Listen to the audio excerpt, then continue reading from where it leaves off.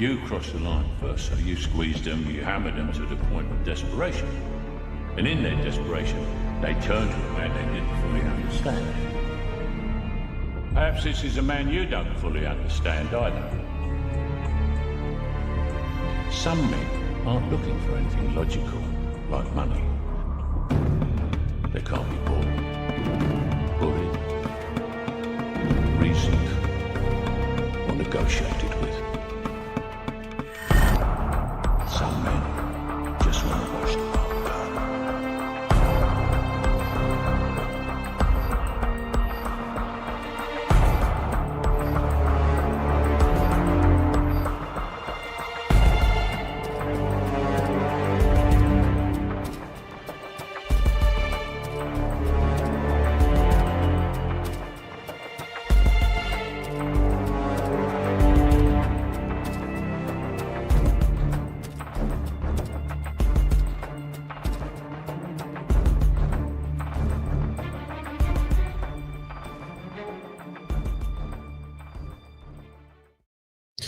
Good evening, ladies and gentlemen. Hope you're having a wonderful night tonight, as we totally have a very relaxing Friday night stream. Should be pretty chill. Lots of topics to go over. I got home about an hour ago from shooting wonderful things like this Staccato and 40. We're actually back on the main channel somehow. For those of you who are unaware, our Wednesday stream, which should usually be on this channel, my streaming got terminated for some reason. I escalated it to an internal review at YouTube, and they never emailed me back, but streaming's working, so that's cool. And just for the giggles, this is the John Cubed show, because we have Dank, the real John, and John Shepard on tonight. How's it going, everybody? Chilling. Fantastic. And remind me, before we get to the 3-hour mark, we should probably show your show your nonprofit before everybody's gone. So, and I guess the end again. Just gun rights aren't that push it off to the end. Oh, actually, it can't actually be the John Cube show, because one Mr. Bones Maloney is hiding in the background. No Richard tonight, as Richard is doing real work, fixing plumbing and electricity, and he's actually on assignment at the moment, doing stuff in the real world. Very unbelievable. What's that noise in the background, John? Oh, sorry, I was shaking tea. I put some electrolytes in it. I was gonna say that is sounds like it. I'll mute next time. Oh shoot, are we doing the Friday night sunglass stream? I guess so. Perfect. I just got home like 2 minutes ago. Yeah. I didn't have anything set up until I got home. Yeah, about an hour ago from shooting. So, Bones, how's your day going, man? It's going good. Having a chill Friday so far. Heck yeah, sweet. There are like 12 different stories to talk about tonight. Sig had another explosion. Not a 320 this time. They had an entire factory. It ain't so. ND. No, they had an entire factory ND. Quite literally. So, a little bit of an oops. Yeah, that story's going mainstream. Whoopsie, we have whoopsie. Surefire allegedly coming out with a pistol dot. Wacky. We'll talk about that. All cool now. Anderson maybe going out of business. What? We have. Where are we going to get cheap AR parts if Arrow's gone and Anderson? It's literally just going to be PSA. PSA is going to be the only shop in town. Actually, them and Bear Creek Arsenal, the only shops in town. We have the Vancouver PD dropping the P320, literally and figuratively, after they had multiple incidents of it going off on its own. And I have the internal reports, so we can just go over the internal documents tonight. That'll be cool, rather than, some report. We have Trigger Tech decided to make a Glock switch as a trigger, so that's interesting. What else we got? We have a training company. Once again, training company that offers training, in quotation marks, some executive protection details that claim to have protected the U.S. president as well. And so we'll review some of their training footage, which I think will be quite entertaining. And we have a cracked out meth fiend selling VSS clones for $3,500 after he said he would never take pre-orders for them. So, drugs aren't cheap, kids. Keep that in mind. That same guy from Shot. Same guy. Oh boy. Oh yeah. Ooh, Yeah. that's fun. All right. This is inside information, but apparently one of his nicknames in a group chat of other machinists was Chatter Oh my because goodness. of his machining skills. So might be slightly sketchy. And we are, of course, if this stream gets pulled, we are live on Rumble as well, where you can check us out. There's some gentlemen hanging out there right now in anticipation of YouTube killing the stream once again. 50-50 shot tonight. That's my guess. We'll have to see. All right. We'll have to see. We'll see how frisky Bones gets tonight. Me. Yeah, we're just blaming it on Bones. Typical. Gabriel Baker Cool. for $10. Thank you very much, sir. Says, I work with a guy whose previous job was manufacturing barrels for Anderson. His position was terminated, and he said Anderson barely makes anything in-house anymore. That does not surprise me because their new Frontline series is all using other people's components. So that does not surprise me at all. And that's probably the best thing that they make. What components are they using? So like the rails, and as this guy says, the barrels are from other people. So I mean, I don't imagine they might make the uppers and the lowers. Maybe the bolt carrier groups, maybe, but they might also just sort those from a third party. And then that's probably about it. That's probably about the only things that they actually make in house. That's it. Tubes, the lower parts kits, all of that comes from other places. The rails on their Frontline series aren't their rails. Do they make gas block? I doubt there's not a lot. There's not a lot on the Anderson rifles that they actually make. So thank you, Gabriel, for the $10. That does not surprise me. One small ball for $2 says, on a long enough time scale, everything is Indian. That's depressing. Why does it always evolve into crabs? Maybe Anderson should start exporting some of their labor. I'm sure that would work out great for them. Thank you for the $2 small ball. 6 hour for $4.99 says, hey, cool, not about us. No, it's still about you, good sir. Going back to Lucas's house to watch Pornhub with his wife. Bye. Ooh, damn. Gross. What degenerate activities to 6? Honestly, coming from 6 hour, it's not that surprising that they get up to the most degenerate activities possible on a Friday night. Kind of checks out. But thank you for the $4.99, sir. Mitchell Black for $4.99 says, John, I can see the porn reflection in your sunglasses. No, it's literally just these guys on screen. Which John? It's pretty boring. That's true, actually. There's 3 Johns here. No, there's 4 Johns. I'm Johns now too. John's baloney. Bones _ John Baloney. All right. Downgraded from baloney to baloney. Brutal. Oof. Rare dog stream. It's always a dog stream. Orion Wholesale. Now, this is a letter that they decided to publish for some reason. Seems kind of mean-spirited of them, honestly, but this comes from Orion Wholesale. Good morning. This is RJ from Orion Wholesale, firearms and ammunition distributors out of Jeffersonville, Indiana. Hope you are all doing well. If you like anything, you can call or text me on my personal cell, which is fortunately blurred out. It is official. Anderson is shutting down. You won't get any more ever again. We bought out. Brother, who did that? That was painful.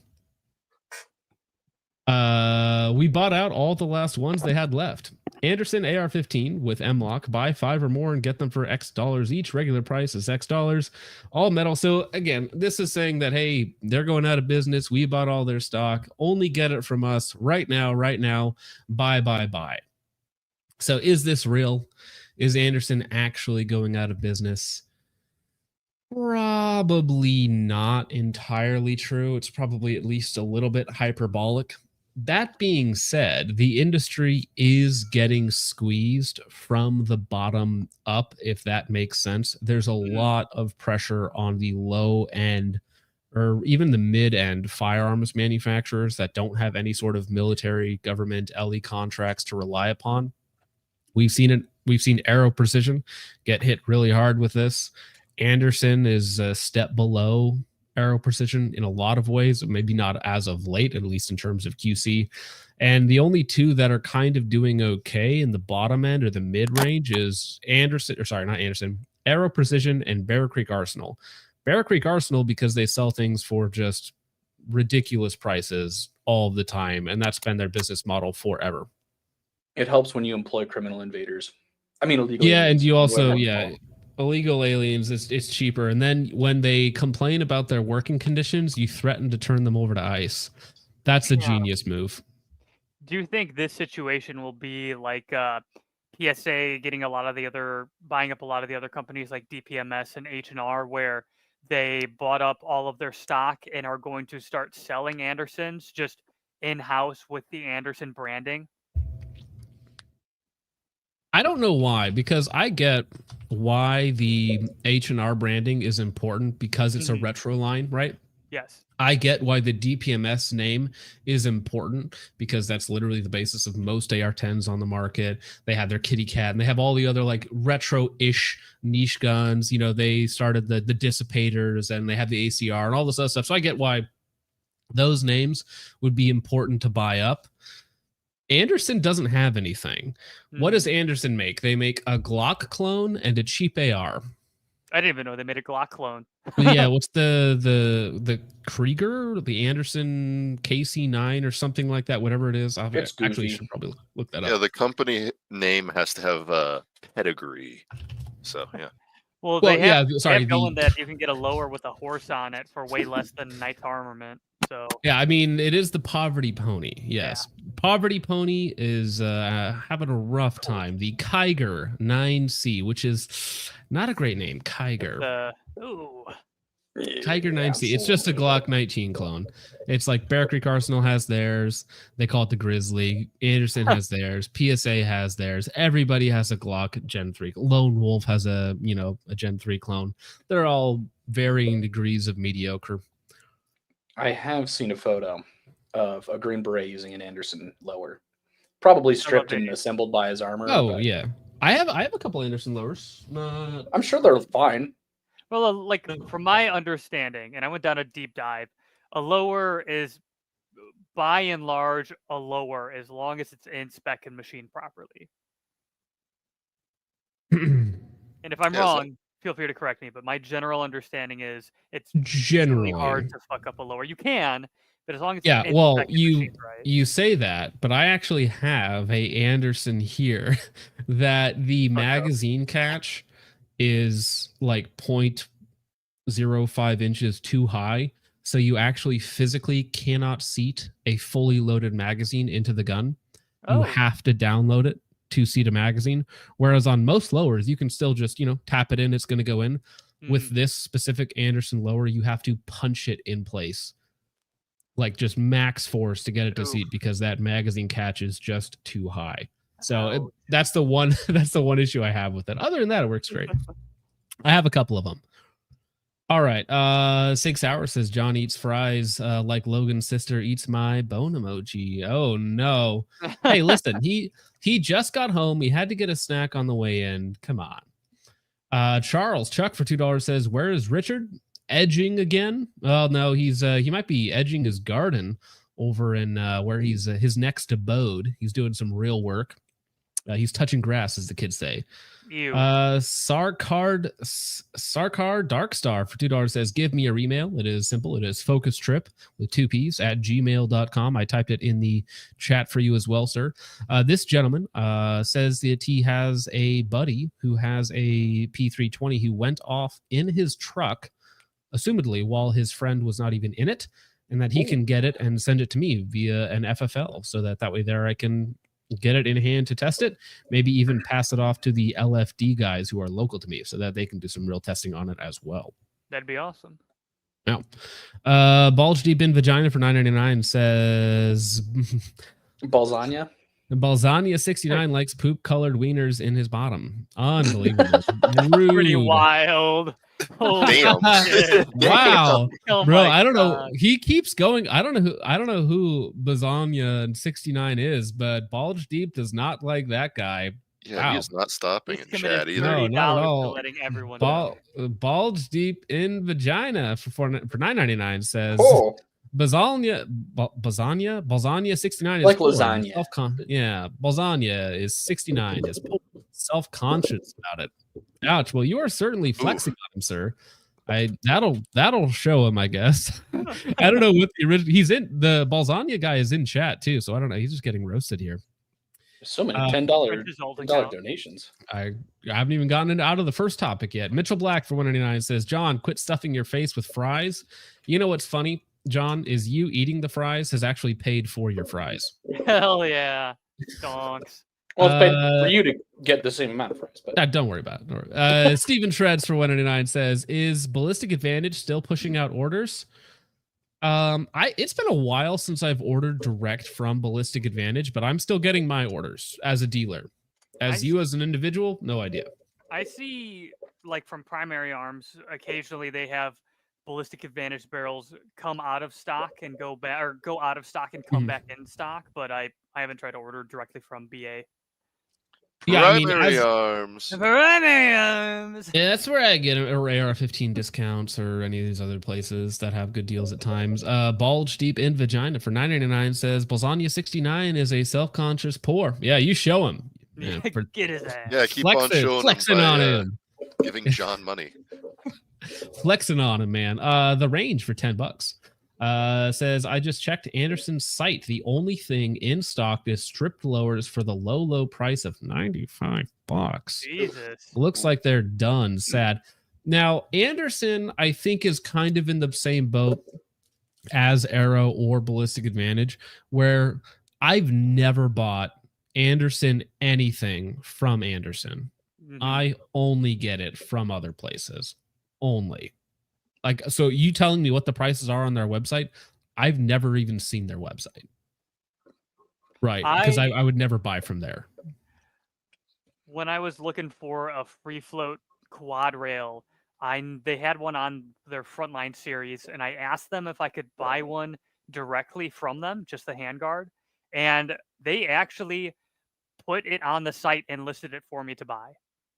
And then I didn't buy it. Ooh, I kind of feel bad. Wow. I kind of feel bad. You are that guy, okay? Because I've gone through all the troubleshooting and weeks of emails with people wanting a custom order, right? And then I like, okay, that's what you want. Here's the link, right? Yeah. I put it up on the website.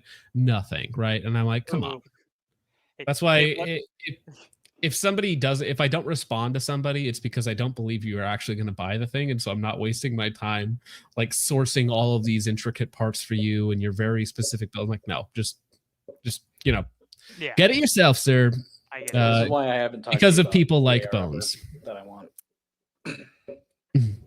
Well, yeah, because a lot of people talk to me and they don't actually know what they want. And they're like, what do you recommend? I'm like, well, it's on the website. I want something that could do everything and be 4 inches long. I want something that has. Well, hey, you're looking right at him. Yeah. There you go. Whoa. I want something that has the ballistics of a 20-inch barrel, is as maneuverable as a 10-3, is as lightweight as a carbon fiber polymer build, and I want it for $300. Every customer. Also, I want a quad rail and a heavy barrel. Sounds like the okay. I do unironically want a quad rail. I want a 20-inch quad rail because I'm dumb. Ooh, heavy. I just want it. It will be heavy, but it will be base. That's just for the flex. You know, Dog, I my don't know AK, what's the longest one. my Yugo is heavy as unreasonable gets, but I also put like a heavy precision stock on it just for balance. Okay. Thank you for the $10 the range. Bulge Deep in Vagina flexing some more says, who is the guy with the bunk beds? He has so much room for activities. Yeah, he has 2 different levels of activities. Casual and competitive. Yeah, the top bunk is the competitive server. Yeah. Mitchell Black for 199 says the PSA chuds keep winning. Yeah, so far undefeated. You know, Sadly. that's the one thing. They have the cash flow that they are going to outlive somebody like Anderson or Arrow or Ballistic Advantage because of the volume that they do. And their affiliate marketing is very effective. So they hand out, 6-figure checks to some of these big guys to push their products, and the money keeps coming in. So they keep pushing new product, not the products you necessarily want, but they keep pushing stuff. The slop continues. The slop will continue until morale improves. Now, I am for sale, PSA. You can buy me. Buy me, please. I'm cheap. a lot of people are. You would be very surprised. Can't wait to be a YouTube Shorts Gun Flop creator. Now this sounds like a fake name, Cark.com. This is just for Arkansas, of course. Sig, expanding ammunition manufacturing facility in Jacksonville, creating 625 new jobs. So that's not even the link that I wanted. I must have copy and pasted the wrong link. So that is funny that they are expanding their ammunition facility. So they went from expanding it to exploding it. No, it's still expanding, just really fast in all directions. Very hot. We're in an explosive expansion stage here at the SIG's ammunition facility. Oh, Bones! Every time you touch your mic, it statics hard, bro. I don't think I've touched my mic at all since I've been live. It might have been, but it was. Because I'm pretty sure it's you. I hear whoever it is because I've heard a few times the static come through. Okay, now our new target is John. I think it's John's fault. Which John? I'm muted. What you mean? Yeah, the other John. It has to be Dank. It's either Dank or Bones. I don't know. Just careful with the. Here we go. This is the actual article. Just careful with it. You don't need to blow out the audience's eardrums as they're trying to relax on the toilet. Jacksonville official confirms morning explosion at 6 Hour ammunition factory. No injuries reported. That's lucky. That's good. No injuries or fatalities were reported following an explosion Thursday morning at the Sig Sauer ammunition factory in Jacksonville. A city spokesperson confirmed, "We're learning things as they become available, but at this time we can say that there are no injuries and no fatalities," Emily Sundermeyer said. She said Thursday afternoon in a text message that no criminal activity is suspected, just pure incompetence. Just what I like to hear. The explosion occurred around 10 a.m. Sundermeyer said at 10:32 a.m., the Jacksonville Police Department issued an alert on social media advising people to avoid the areas of Swift Drive and Marshall Road and the General Samuels Road and Commerce Drive as the agency worked an incident. Transfer Jacksonville, 6 Hour based in New Hampshire, released a statement Thursday describing the incident as an isolated fire that was quickly contained. That's nice. There are inherent safety risks associated with ammunition manufacturer, said Phil Strader. Oh, Phil Strader, he's our boy. He's back again. The company's vice president of consumer affairs. Man, this guy gets dragged out every time something bad happens to SIG. Like, it's like, Phil, we need you to get online again. You need to make a public statement. He's like, not again. Although this incident is unfortunate, 6 Hour is pleased to report our safety protocols effectively ensured employees were out of danger and manufacturing capabilities were not affected. The incident is currently under investigation, and we will continue to take measures to maintain the safety of our employees. Very nice. Thank you, Daniel, for that article. Long story short, they had an explosion at one of their ammo facilities. Don't know exactly what it was. They claim it was just a simple fire, but we do know that nobody was hurt. Now, Small Ball sent this in, but the P320 meme has gone mainstream. So the top comment on the post is, of course, obviously somebody dropped a P320. So now not only are the 320s NDing, but ammunition facilities owned by SIG are also NDing. Congratulations, SIG. If it's not one thing, it's another. Now, to break up the SIG topics a little bit, do you want to... I think that's John having a little bit of feedback coming through. Oh, sorry. I'm like bumping things. Yeah, sorry. It was John all along. Yeah, it's always John. It is. You can blame Okay, me. so to break it up, could you drop in the private chat your non-profit link? While we're at peak viewership. This is the give, send, go. I have a lot of work to do. I need to make a whole video explaining like my actual plan. So far, I've only got one donation from Mr. Logan sucks at shooting, even though he's really good at shooting. He's just bad at finance. It should be Logan sucks at finance. Sorry. Just dabbing on Logan has been so generous. Logan is very generous, and I'm going to be making a donation as well, especially since you were on the last stream. Let me see here. What am I looking for? Why did my brain shut down there for a second? Oh yeah. Do you guys want to take a look at a conversation?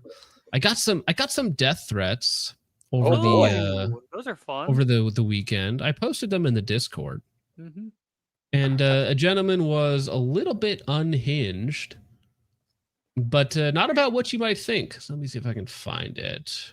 I'm ready. 320. Oh yeah. No, it wasn't even about the 320, unfortunately. So This was about my Tavor video, which I thought was quite pleasant. Yeah, I remember this. I'm going to cut out this guy's contact information because I did have one of the guys in the server reach out to him. I did some concern trolling on the gentleman, but, very, very unhinged. Quite a inappropriate response. All right, here we go. All right, and that's that. Oh, shoot, I have to scratch that out.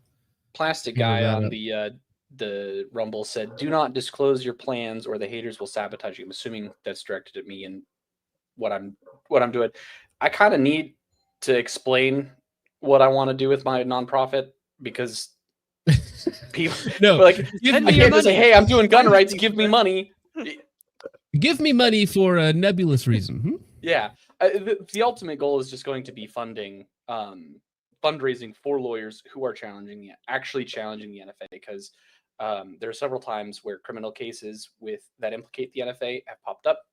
Some gun rights lawyers and content creators have taken those cases, and the organizations that are supposed to represent us vanished. Mostly Fudbusters, but I think maybe even James Reeves. He's representing a company for a suppressor case right now because it was like an air gun company, and they make a little can for air guns, and it's not a suppressor. It's like it has something to do with air guns. I don't fully understand, but you can modify them to be suppressors for 22s, and so ATF's getting on them for that. So James Reeves is challenging the NFA there, and he reached out to the orgs. Now he's got a lot of pull in the gun industry. He might be able to get the orgs to come, because he will go scorched earth the same way that Matthew LaRosier will. But he has a much bigger audience. Right, and that's what's important. So I just dropped the Discord link for people who are interested in that. I had somebody ask about it, and I also pinned the Give, Send, Go for Mr. John Shepard here. Let me pull this up right here.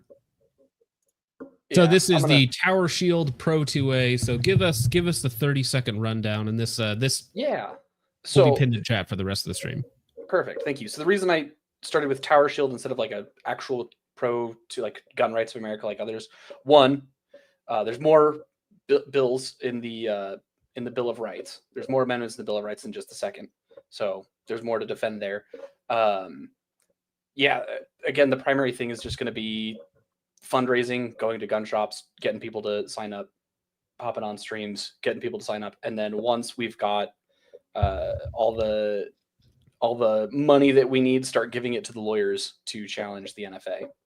So just whenever a case pops up that we can take, that is good strategically. I've kind of got some ideas based on listening to Matthew LaRosier's commentary on how best to go about that. But that's the long and short of it. I'm going to try and set aside some time to make a longer video that I'll attach to the Give Send Go. Explain better. Yeah.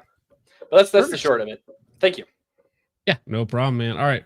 Before we get to our spicy topic where somebody was a little bit unhinged on me and my family, Mitchell Black for 199 says, "Focus, why is Dank so zesty?" I think he was just born that way.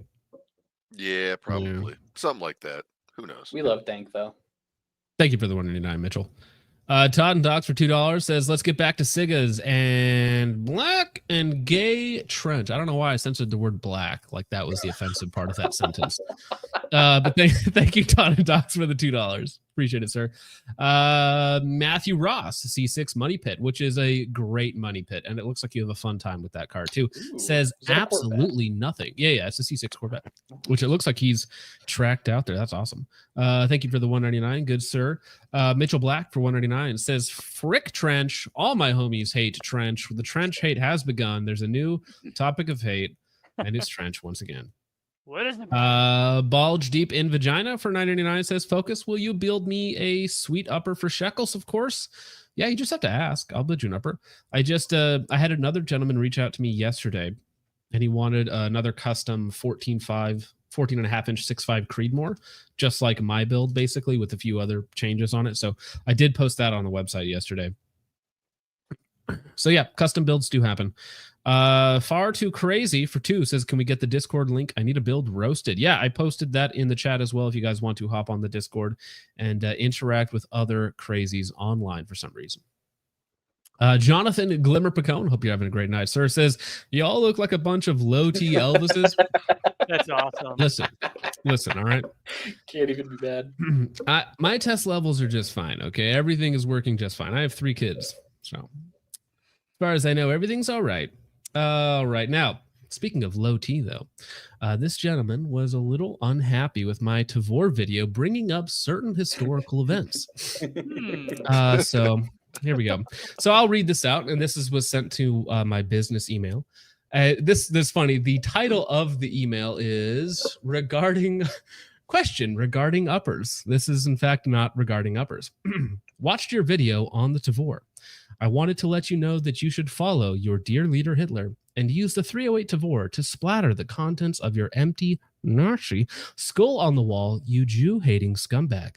Nick Fuentes is not going to fuck you, buddy. Your channel is dying. Your career is in shambles. You should kill... Pause for YouTube censorship. Yourself. For every Jew that died in the Holocaust at the hands of demons like you, what am I, Master Chief? I am praying that your wife and kids are inflicted with 14 different ailments. Now, ailments spelled incorrectly, and some of you may know I don't drink, so he's wishing me to get drunk for the first time or something like that. Since you probably don't think it was real, you've got nothing to worry about. Wow, that's a lot of words. Too bad I'm not reading them. You just read them. I did just read them. I know. So I responded to that with just cool story, bro, or something like that. Right, very nonchalant. I wasn't going to egg this guy on, but he keeps going. He asks the important question: were you always a Jew-hating scumbag, or you're just jumping on the wagon for the grift now? And remember, all of this in context is because of my Tavor video, where I say that Tavor is actually it's fine. It has some nice qualities about it, but in that video, I splice in just a few little historical events that happened. So I'm not sure if that's his problem, but I mean, I literally almost verbatim read the stories off the page. So I mean, maybe he's just upset about that. Didn't you mention like the Balfour Declaration? Yes, I did, but I read directly. History. It's a real thing that happened. Are you upset that it happened or that I read it? So no, history against the people I like. Get it out of here. Not real. Bacon Day. I with almost no spin. I didn't put in my own words or say this is why this group is evil, XYZ. I just talked about it. I just read it off, you know? I watched your stuff for years and you seemed totally normal. What happened? Yep, sure. I think I talked about his credit score or something dropping, and that's why he's upset at me. But he keeps going. Oh, sorry. No. He says, sorry, you love Jews. It's very obvious. I just want to know how a normal person went full my struggle in the span of a year. Who propagandized you? Did you always think this stuff? How did you go from making videos about fucking Amazon lasers and Grantham side hose to Nick Fuentes? I don't think I've ever seen a Nick Fuentes video in my life. Lucas Botkins, Iraq veteran, 1488. The list goes on. Did you all go to some meeting and got briefed on the JQ? Question mark. 1938 stuff? What do you mean by that? What happened in 1938? God will judge you for this. And I keep responding like, what are you talking about? Did you forget to take your meds? Did someone ruin your credit score? You should try meditation. Thanks, JC. So that is the totally sane man who is curious as to why people might detest individuals that act like him. Sanest fan of Focus Trip. Most normal Focus Trip fan confirmed. That's take is that Nick Fuentes. Oh, sorry, Nick. I was going to say in a week here, we're going to get a Glow So Bright review on this guy. Oh, yeah, no kidding. He's going to have his... Well, actually, you guys know Josh on the server, right? So apparently he actually did track this guy down and Oh found my out exactly where he was, where he lives and stuff like that. That's not important. This guy's just blowing off steam. He's obviously very upset. He didn't like that I brought up, certain historical events that happened. It didn't frame him in the way that he likes. So, I mean, for some reason, if you mention a boat that got shot up, an American boat that got shot up by a certain country in the Middle East, let's say, the Levant, it's very upsetting to some people. Very upsetting. My schizo take is that Nick Fuentes is a Mossad discredit op. Who is Nick I've heard that Fuentes? take before. I am not. Really? I'm not this dude. Nick Fuentes is a gay Mexican that well, pretends to be white content. nationalist. Does he make YouTube shorts? It's complicated. It's very complicated because if you're on one side of the political spectrum, he's like the Antichrist. If you're on the other side of the political spectrum, he's a gay Mexican. And I tend to not believe either end of the spectrum. But again, I'm not familiar with Nick. I'm not a groiper. I'm not affiliated with any of those guys. I don't even have a problem with them necessarily because I've never talked to the man. But Unpleasant. They're just young boys that are unpleasant. You say a thing that they slightly disagree with. They call you a Jew and then threaten to. I can't say that word, but it's an R attack. I see. Yeah. And it's just like, okay, you're not going to actually convince anybody to your ideas if your only response is you're a Jew. I'm going to you. Right, whatever. Go away. Stop being our line. Yeah. RC says I didn't know Ben Shapiro watches Focus Trip too. Yeah, it might have been. I was going to guess it was Rabbi Shmuley. Yeah. Well, Ben Shapiro's like, listen, guys, that happened 6 years ago. It literally doesn't matter anymore. Okay, guys, why do you keep bringing it up? It was 6 years ago, guys. Okay. Somebody get AI Ben Shapiro to read that. Oh, that's good. That is good. I will send you the script, and somebody needs to make an AI Ben Shapiro do that. Todd and Dog says John censoring the word black because he's a cigar lover. Could somebody rip the audio, the soundbite of Trench Grenade saying the hard R Sig? I do need that. Yeah. And have that for the stream. I have other trench clips. I like to wear one around my neck because I'm gay. I have that one, but I need to get the hard R one. Although I don't want to actually get Trench in trouble by posting that clip over and over and over and over again. Right? I don't actually want to get in trouble. It has to be used sparingly. Yeah. Well, not with Richard. Not with Richard. When Richard has access to the media clips, it will not be sparingly. It will be very generous. The most generous sharing of this clip you've ever seen. You'll think Richard's a liberal. The damn liberals came for our clips. DM Louise for $5 says going full military arms channels. Now selling my Anderson lowers for $10,000. Lowballing, sir. Limited. You know what that's worth. Come on. Primo still in. It's like it's graded 10 out of 10. Still in the packaging, unopened, bro. Do you think the fucked up ones will be better than the actual in-spec ones because of people who collect Pokemon cards and stuff? Like the misprints are worth way more. Do you think an out of spec Anderson lower is worth more than an in-spec one? A PSA graded Anderson lower. I have one of those kind of collectible lowers. Arrow did a run of their retro logo strip lowers for a bit, and I snagged one of those from the gun store I was working at. All right, guys. Bombshell, you are hearing it here first. I'm going to have to clip this myself because Richard is gone. No. But I just got it confirmed. Anderson is closing down.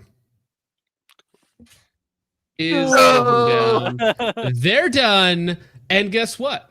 They're also trying to get sold to someone else. So it could, you might be right. Maybe PSA is going to buy out Anderson. Who else would buy out Anderson? It's all PSA. Who's going around buying up a lot of firearms companies? Believe it or not, Sig. But Sig already has a low-end AR. Do they? And why would they buy a company that makes a Glock clone? I don't know, to be honest. I was more making a joke. Yeah. Well, you know what? Actually, what would really kind of round out a company's arsenal? That would be Knight's Armament. They need a low-tier model. It's the poverty pony and the real pony. Knight's Armament. Hell yeah. I was going to say Colt, but isn't Colt owned by PSA now? No, Colt's owned by Colt's owned by CZ. So I mean, honestly, maybe CZ buys Anderson. Maybe there's something there because it's low end pistol, low end rifle models. It kind of fills out their lineup a little bit. So yeah, Anderson is done. Oh, sorry. I need to get better at timing. Pour one out in chat, homies, for Anderson. Yeah, RIP. I kind of am not surprised they're going out of business between like PSA, Radical. Who else? I forgot about Radical. Yeah, Radical's out there. There's like one other brand that I keep seeing that's like, here's a $400 AR. Yeah. Well, you have the low tier parts companies like Delta Team Tactical or some of those where it's just cheap no name parts thrown together from whatever manufacturer it happens to be, right? Yeah, I guess it makes sense with PSA being kind of the top dog in cheap ARs. I've heard Diamondback, Diamondback, Androcorp as well, yeah, for sure. Androcorp. Smith & Wesson, I've heard actually good things about the M&P Sports. Actually, ATI is still around, yeah. I had a friend text me forever ago. He's like, hey, my dad's AR broke. How do I fix it? And he sent me a photo of it, and it was an ATI Omni, and I'm like, you don't. Just buy a new one. Whoa, yeah. You throw it in the garbage and buy something better. I think I was still on board with PSA. High Point is making an AR-15. High Point now. Yeah. High Point is, yep, yeah. So actually, FN releasing that this month, right? Really? Okay. Yeah, I think so. They said June. So during Gay Pride Month, that checks out. FN actually makes a rifle that essentially is the Anderson frontline. It has the same handguard, same upper receiver, same everything on it. So maybe FN should just buy out the Anderson brand. I honestly have a feeling that if Anderson's not really making a lot of stuff in-house anymore, the company's just going to kind of get partsed out, and people will buy like a machine here, a little bit here. Well, I think you would only buy Anderson for their manufacturing capability. You don't want the name. Who cares about Anderson? But if they have a real lower production or upper production, and that's one of the hard to get items, then maybe that's a good one to get. $500 final offer. Final offer. Yeah. The entire company, $500. The market's so saturated with AR-15s. Like I see why it's going out of business. Like it's really hard to like pick Anderson over anything when Smith & Wesson exists, PSA exists, as much as I don't like them. Yeah. Well, and there's so much crowding at the low end too. Like we just mentioned. See, somebody's mic just did it again. But that was mine. I bumped it. Sorry. Okay. We found the culprit. It was John all along, although it was always John. Which one? But the low end market is so saturated, and we just mentioned like 3 new companies that are coming out with like a new budget brand AR, and it's like you combine all of that with the Trump slump, right? In terms of firearm sales, because anytime there's a Republican president, the panic levels go lower and lower, right? So then the demand for firearms just goes down naturally. So anybody who doesn't have government or LE contracts to fall back on, like their sales hurt pretty hard. And Anderson does not have a niche in the market. They don't have a real purpose in existing, because even Primary Arms, their Expo line is very similar to the Anderson series, but Primary Arms does everything, not just generic ARs and like a generic Glock clone, right? Yeah. It's pretty wild how many budget AR brands are around, because I went looking for like a inexpensive 20-inch upper and stuff, and I found like 3 companies I had just never heard of before. I found TNTE, which is a dude out of Wisconsin. I found BKF, which is a little bit bigger but still pretty niche, and then another company that the name eludes me, but they had like a chrome lined cold hammer forged barrel upper bolt carrier group for like $400 or $500. And I was like, what? Like, that's a really good deal. But like they had discount codes down to like $340 and something. I'll try to find the name of this company, but there was like 3 other manufacturers all doing basically the same thing too. And it's wild once you really start to dig in how many weird little I don't know if they're fly-by-night companies or what, but just a lot of low-end brands you've just never heard of before. I'm looking through my email now to see if I can find that specific company. Yeah, let me know, because as somebody also mentioned, we lost Delton not too long ago, so we're actually seeing companies lose or we're losing companies in that low end space as well. So the contraction is real. And probably what's going to happen is you're going to have, Arrow might actually officially close down, at some point, or at least downturn. A little birdie told me that AAC also had another ammunition turned down in terms of they blamed it on powder shortages again, but they had another layoff in their ammunition department. So we'll see how long that sticks around. Chuck McGill for 199 says, Jarvis, can we get an early life check on this nose? Yeah, in response to the emails. Yeah, sorry, I had to break that in there, Jarvis. Mitchell Black for 199 says, low Tavor levels detected. Goy. Yeah, my Tavor levels are not low. I have one in my closet right now where it belongs. My Tavor levels are lower, and I'm not even like a super anti-IWI guy. No, but you are a bullpup owner. I am a bullpup owner. I love bullpups. Bullpups are cool. If you say so. Ron Coer for $5 says, if penises nice. I had other things on my mind. If penises had wings, Trench's mouth would be an airport. Yes, he's not going to defend himself. Yikes. His nickname used to be Denver International. So sad. Why? Because he's like a reptilian? Or high volume? I don't know.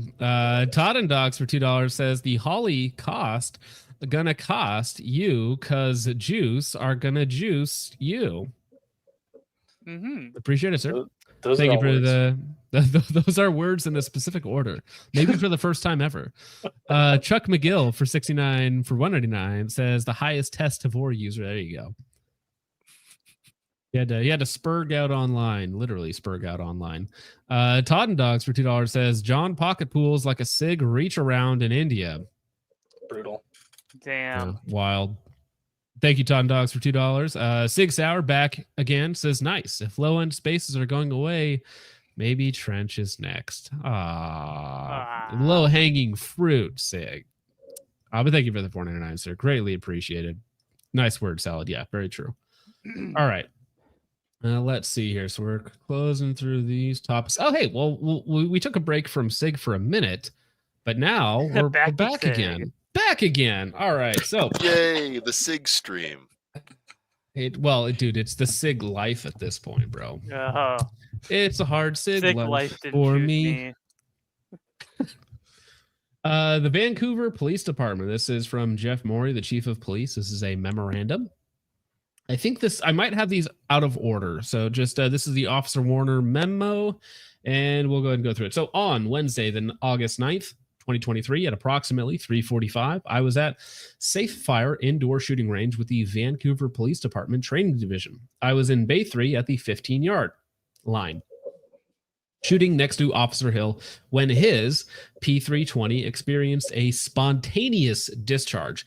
Now, that is the first time I've heard it called a spontaneous discharge. So we have SDs, NDs, UDs, phones going off. Fantastic. I had completed my string of fire, holstered my firearm, and looked over my shoulder at Officer Hill. I noticed he had just holstered his firearm. I then looked back towards the targets when I heard a gunshot that sounded very close. I felt something hit my right leg, and a large amount of pressure hit both of my legs. I immediately looked around as I thought somebody threw something at me. I noticed internal components of a holster on the ground with a projectile impact on the concrete. Very lucky that he didn't get shot. Officer Hill identified that his firearm had discharged on its own while holstered. I was not injured and relayed my statement to the range cadre. This completed my involvement in the matter. So this is just eyewitness testimony from somebody there claiming that the gun was holstered when it went off, blew the holster around the room, and fortunately no one was injured. Now we also have the statement from the officer who was actually did the shooting, right? Or his gun did the shooting. Good afternoon, sir. On 8/09/23, I attended a firearms training at Safe Fire Indoor Shooting Range at approximately 4 o'clock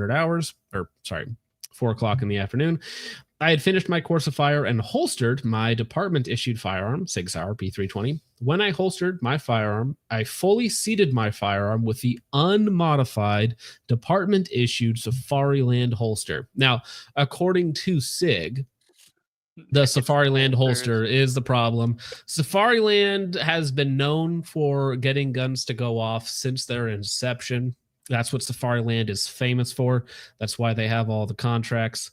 Is because they increase the lethality of your service weapon somewhat unintentionally. When I holstered, with an unmodified department-issued Safariland holster and did not feel any obstructions inside the holster. After holstering the firearm, I released the firearm from the right hand and separated my hand completely from the holster.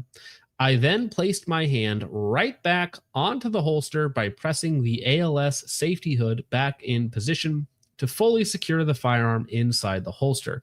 When I pressed the ALS safety hood back into position, my firearm discharged into the holster. So, do I have my ALS holster around here? I think it's in the closet. But essentially how it works is if you have an optic shroud, you have a little thing you click back in place to fully cover it up. It shouldn't really touch the gun whatsoever, but in some cases it might touch the frame a little bit. So, gun all the way in the holster, goes to close the hood, probably bumps the gun a little bit, sends around into the concrete.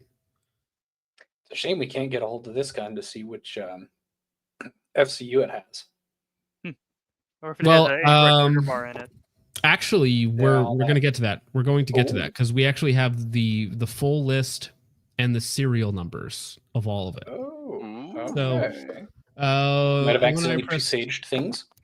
Right. So when I pressed the ALS safety hood back into position, my firearm discharged into the holster, causing the projectile of the casing to exit the bottom of the holster and strike the cement floor.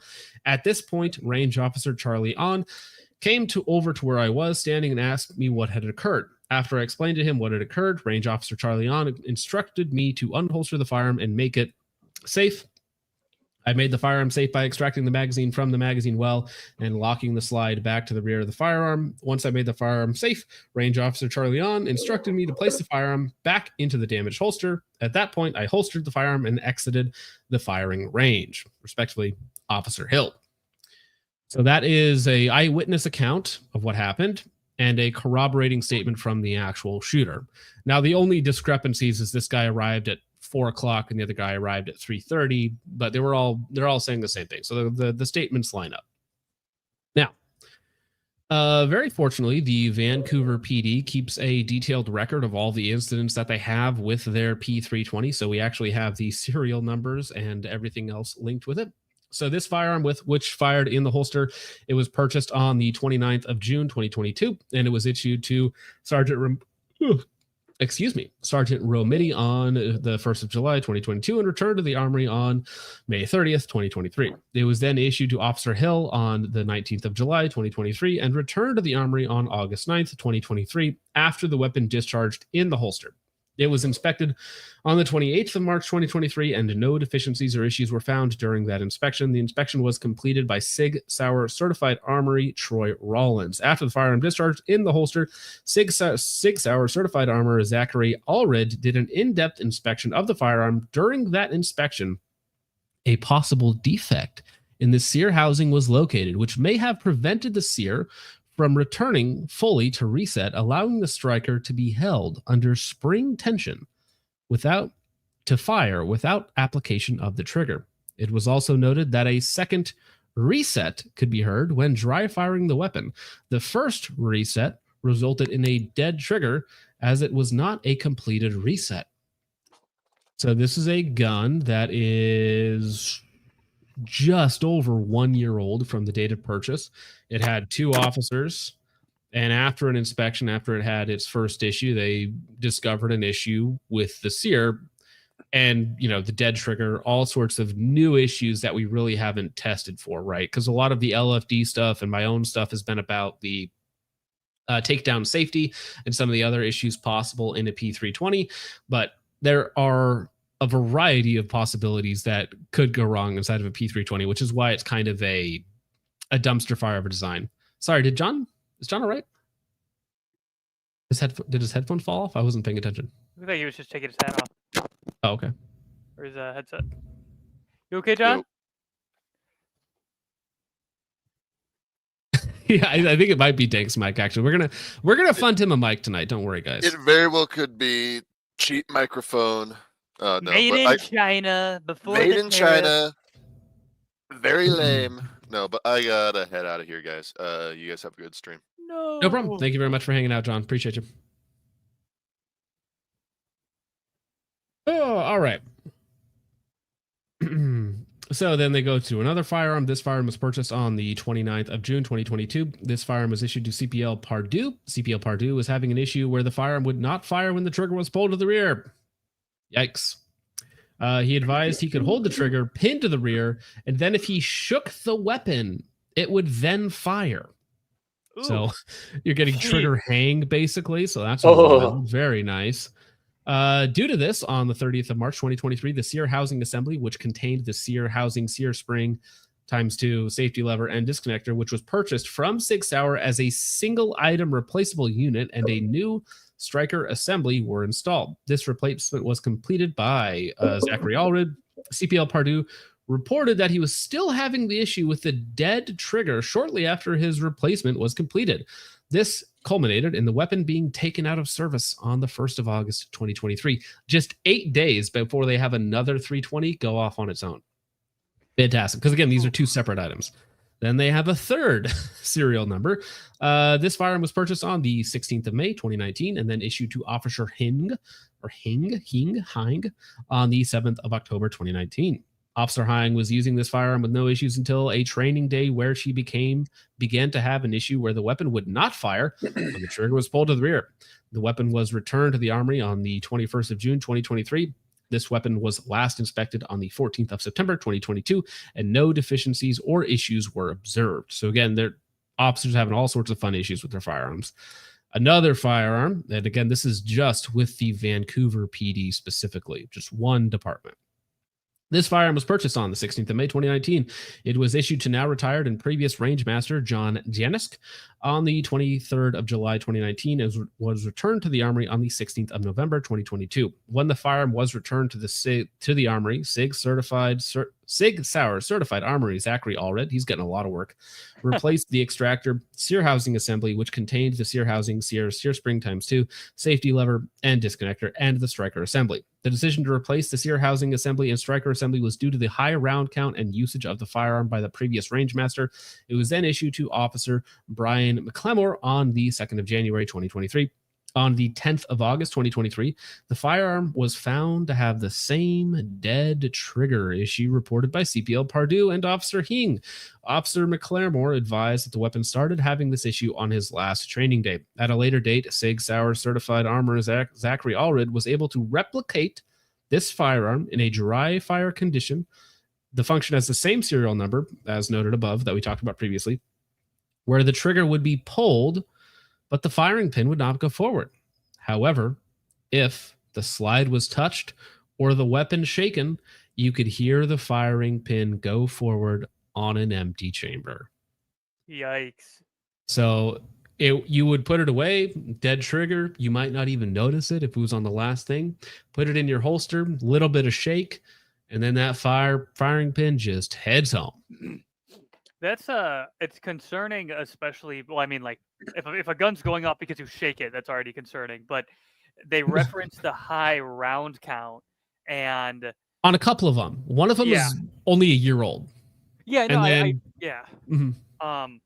I get that it wasn't all of them, but if it's an issue that is possibly associated with how high round count, then we'd only continue to see more of them as time goes on. And correct. I'm just thinking about like how absolutely shot out and abused the M9s were that were around for like 20 years. And now thinking that this could happen to a pistol that's exposed to the same thing is like, ooh.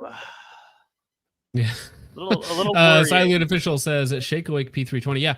So this, I believe, Protraband, who is banned from making videos right now, he got a strike from Sig Sauer. He got a strike like a primer and a P320. So he will be uploading something next week.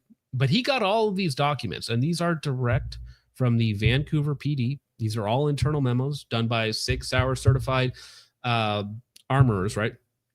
And they were able to recreate this issue in a dry fire environment, right? So these are live guns with the correct SIG parts, bought directly from SIG, the correct parts, right? And then in a dry fire environment, dead trigger, a little bit of wobble, firing pin goes forward, right? Which is kind of what we see in a lot of these circumstances, right? With Genghis Khan, gun is forward, sits in the holster, something moves, bumps, goes off, right? At a training class with AHT, done with the drill, gun in the holster, moving around, touching it, fumbling, whatever it might be, gun goes off on its own. The exact same thing that we talk about in the actual instance that happened at the safe fire training range with the Vancouver PD. So there are multiple issues happening at the exact same time. Some of it might be incorrect parts, and some of it is also correct parts that just aren't functioning properly. And these are SIG parts, not aftermarket parts. These are installed by certified SIG Sauer armorers, and these are recreatable according to these documents, right? So I don't know what SIG's response to this is supposed to be. Nuh-uh. You're lying. Uno reverse I guess. How about no? So we will definitely, and this is part of an internal investigation. And to be clear, the Vancouver Police Department has actually switched to the Glock 47, which I think Ben Stager got a big check for that by selling the Glock 47 to everybody. But so that is the new. Stager likes the 47. Yeah, no, he loves the 47. I've shot his 47. It's fine, totally fine. It's a Glock. Yeah, okay. Honestly, maybe I'm not good enough to tell, but Ben's 47 with all of his different stuff on it felt exactly like my 17. So I didn't notice any difference. Not a grandmaster. Well, okay. Yet. I'm not going to claim that, like, well, Ben, I'm pretty sure they're the same. Ben's gonna be like, no, I like this and this about it, and that's why, right? So I'm you gotta hit him with the not saying that, but just as good, bro. Wait, didn't Glock discontinue the 17 or something? Now it's only the 47. I don't know, because I know they discontinued a lot, right? I think they discontinued the Gen 3s. Ben did make a video on it. I don't remember every single one that was no longer made. Are they still making the 44? That's a 22. Maybe. Model. I think so. I'm curious. Just some Space Cowboy for $2 says TNT is for service rifle clones. Mostly, he does some more modern stuff, and I had a retro line of his, and I liked it, but I never heard of the guy until I did some digging. So it shows you just how many different companies there are out there doing that stuff. Matthew Ross, C6 Money Pit for $199 says, for Focus Shooting LLC to acquire Anderson. Well, I think that this stream has already paid for what Anderson is worth, so I will send them an offer and see what they say. What would you do with it? You should do with it. Anderson. Yeah, in a theoretical world in which you with I owned Anderson, I think I could make it profitable. 100%. 100%. I think I could do it. But it would involve firing a lot of people. Oh. Yeah. It'd be like, I'd go into the HR department and it'd be like, so what exactly do you do here? Make everyone's lives miserable. We're HR. Yeah, I was like, no, we're not doing that anymore. Yeah, no, I think I could do it, because if you make a product that people want and you just make it okay, even just okay, you should be able to sell it and make a profit. I get it. Times are tough. Good machinists are hard to find. Pay the machinists big bucks, and everybody else can get screwed. And I also probably wouldn't take a salary as an executive. I'd probably be the only executive, to be fair. Based. I would fire everybody else and be like, listen, the shipping department, the machining department, the QC department, you guys are everything, okay? You guys do all the real work, right? I'm just going to sit here and, talk to the other companies and make deals for, getting parts in and whatnot, or material costs, stuff like that. That's all I do. Spaz in charge of marketing. Spaz. I don't know about that one. Nick for $5 says Sig P320 has issues, but in my opinion, this has given a lot of poorly trained cops a really easy out when they have an ND. True. I don't believe all these cops. I also don't believe all these cops for sure. But so thank you for the $5, Nick. Greatly appreciate it. But when it's allegedly recreated in a lab by a Sig Sauer certified armorer who can do it with the gun, and multiple instances, this is multiple serial numbers have had this dead trigger, I don't know, a striker hang, basically, where it's just waiting to slip off of a normally functioning P320 with Sig factory parts that are assumedly installed correctly, right? So there are issues with the 320, but yeah, I also don't believe all the cops. They are incentivized to lie, right? Huge Ass 199 says Vancouver, as in Canada, gay. Well, we can't all be perfect, sir. Two Bang Dollar Shoddy for 1999 says absolutely nothing, just throws it down on the table and walks out. Thank you very much, sir. Greatly appreciated. Gay. Wrong one. Damn. Sir, wrong one. My apologies. Two Bang Shoddy for 1999 says buy gun slaps, get laid. Yeah, gun slaps. They make stickers and patches and stuff like that. Go ahead and check them out. That is gun slaps. Some of the memes are a little bit offensive. You may not like all of them, but that's the point. You'll recognize a lot of them if you're frequent on the hub. Oh, what's the hub? Two Bang Shoddy for $20. Thank you. No, don't ask. I don't know what the hub is. Could you Good. Stay innocent. No, I'm a visual learner too. Good. Oh. Well, you're not. No. Not today. Mitchell Black for 199 says, sir, a second reset has hit the towers. Wild. Ooh. Yeah, nothing more than I love than a false reset, a dead trigger, and then just randomized striker drop. Nothing more than I love than that. You know what? I too like living on the edge. That's why I appendix carry a P320. Mark for 499 says, when the female cop mistakes her gun for a taser, but it's a 320 and she just gets a dead trigger. Actually, maybe that's the best outcome. You know? Yeah. Taser, bang. Ooh. More like taser, click, bang. Yeah, click. Puts back in holster, then bang. Gives it a little go. Looks down the barrel. Yeah, Shake Awake and Red Dot's fantastic technology. Shake Awake and handguns, not such a great technology. Don't do it. 6 hour 499. So in our defense, one of the officers listed in this report is female. So that is automatically discounted. Well, okay, so let's say that we discount the female's take. We're like, all right, nice job and all, but we don't believe that one. That's still two other male officers and the two male 6 hour certified armorers. So you can't discount all of it, but I'll give you one freebie there. Thank you, 6 hour for the 499. Todd and Dogs for $2 says, I demand French come on and explain his ethnicity. I'm pretty sure he's just generic white. He's probably got a little Irish. Yeah, that's true. And so not heavy fully white. Yeah, Irish, so not full white. All right, not a proper Anglo like we're gonna start a Catholic v Protestant race war in here. Actually, John, I don't think you were there for it, but there was a great discussion between Christians, Muslims, and atheists on the server. Oh my goodness! That I was involved in. It was like the first crusade till 4 o'clock in the morning. Because I showed up at about 2 o'clock in the morning, and I hear Vintage and some of these other guys arguing with this other dude on the server, and I'm like, is there somebody in here that's actually unironically pro-Islam? That's weird. And then there was also, we had a great conversation. It was I appreciate both Stu and the other gentleman in there for hanging out and chatting with us. We had a spirited debate. It was great. Fair enough.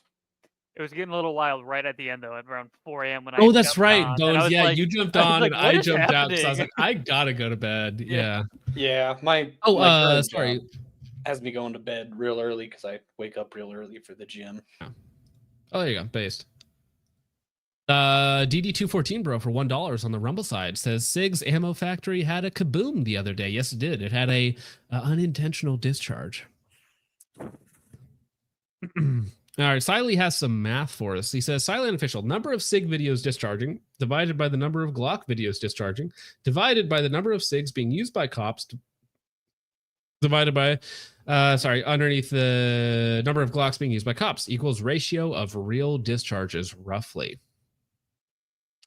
I'm not sure I'm following that mathematic formula. No, I kind of get what he's saying is because you want to cancel out and then figure out what the real rate is. Right. But there's lots of police departments now that are switching from the P320 to the Glock, but I don't hear a lot in the reverse nowadays, right? 10 years ago, lots of people were buying the P320 because it was cheap, dirt cheap for LE and military to buy, right?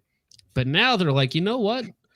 Blue label Glock's not so bad. We're going back to that. So it was a temporary phase.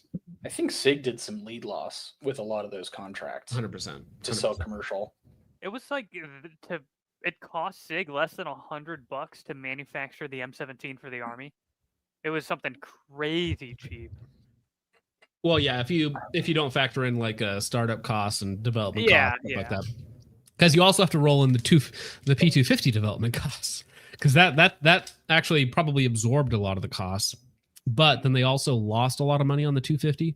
So, yeah, because it wasn't. I'm sure there's some very creative accounting one could do with the P250 P320 debacle. I like hammerfire guns. I will never understand double action only, except for like the little hammerless revolvers. Right. So I get what you're saying. This is much better worded. Siley says, or is it Sealy? Somebody told me today that it was Sealy and Sealy. I don't know. No idea, dude. All right. Sealy says, there we go. Kylie says more SIG videos versus Glock videos and less SIGs versus Glocks. Yeah. I think Glocks outnumber SIGs, but I'd have to see real data on that. That's just an intuition thing. I pulled that number out of thin air. But there are definitely more instances of SIGs going off in the modern era. No M&Ps though. M&P is the best. Yeah, it's true. Because there's only 4 people actually using it, so they're never going to go off. I think there's a California department. I watch a lot of police activity, which is a great YouTube channel. It's just raw body cam footage, which is the only way you can get away with it, sadly. See, it is Siley. Somebody tried to correct me today, saying actually, John, it's Sealy. But Siley themselves is telling me it's wait, Siley. Hold on. The Siley unofficial, that is the page that is for the company. That's Siley. kind of amazing.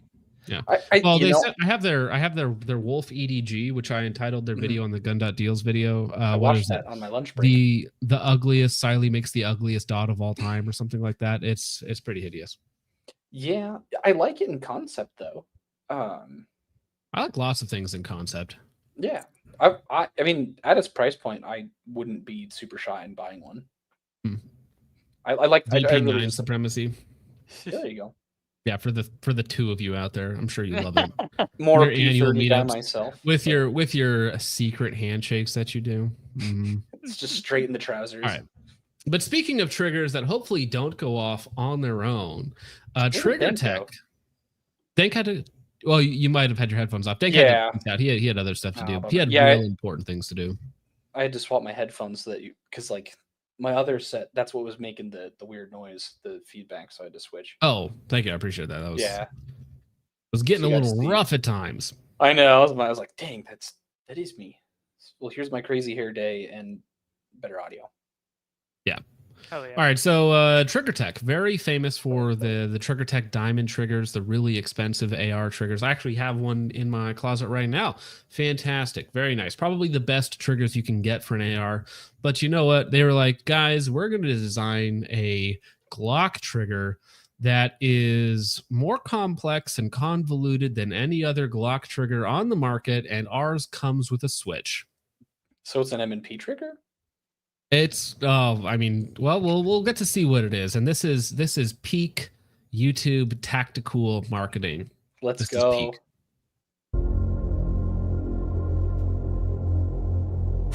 Like poker, life is so often a game of chance. Some hands you. Okay. Great opening. Some gamblers like, listen, guys, I may have an addiction, okay, but also this might just pay off. Okay, I need you to go to. I need to go to a casino and film there. Okay, on company dimes, and it's going to cost $100,000 for this scene.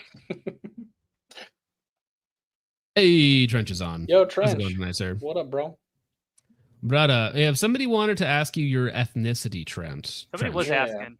And if I had to guess, I'm going to say like Scottish Irish. Yeah. Maybe a little Slavic. Like all of the non-white fair-skinned people. White AF. Like poker, life is so often a game of chance. Some hands you win, others you lose. But when it comes to our triggers, we leave nothing to chance. Damn it, same. Me and Trench have the same ancestry. Damn it. I'm like Anglo-Saxon, straight English in Germany. There you go. Little Finn. So, Irish and Italian here. I like it cold, and I might kill myself, but you know. What did Bones say?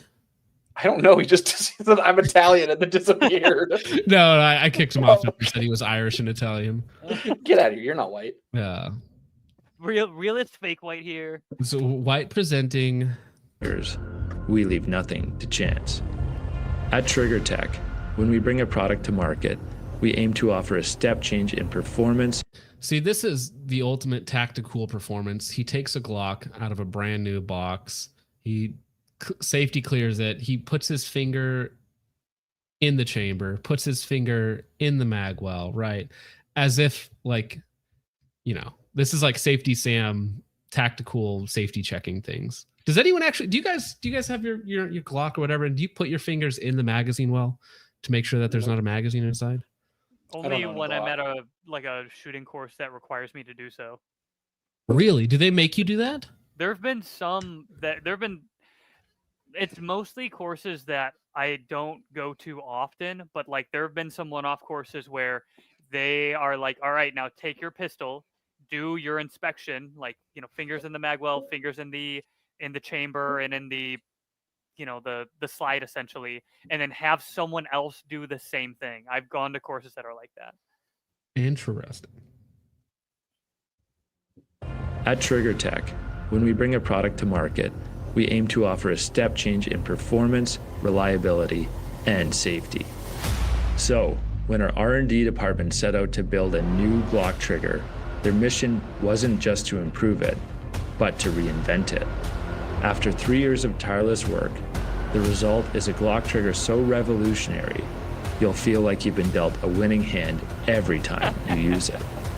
This is the ACE trigger system for Glock.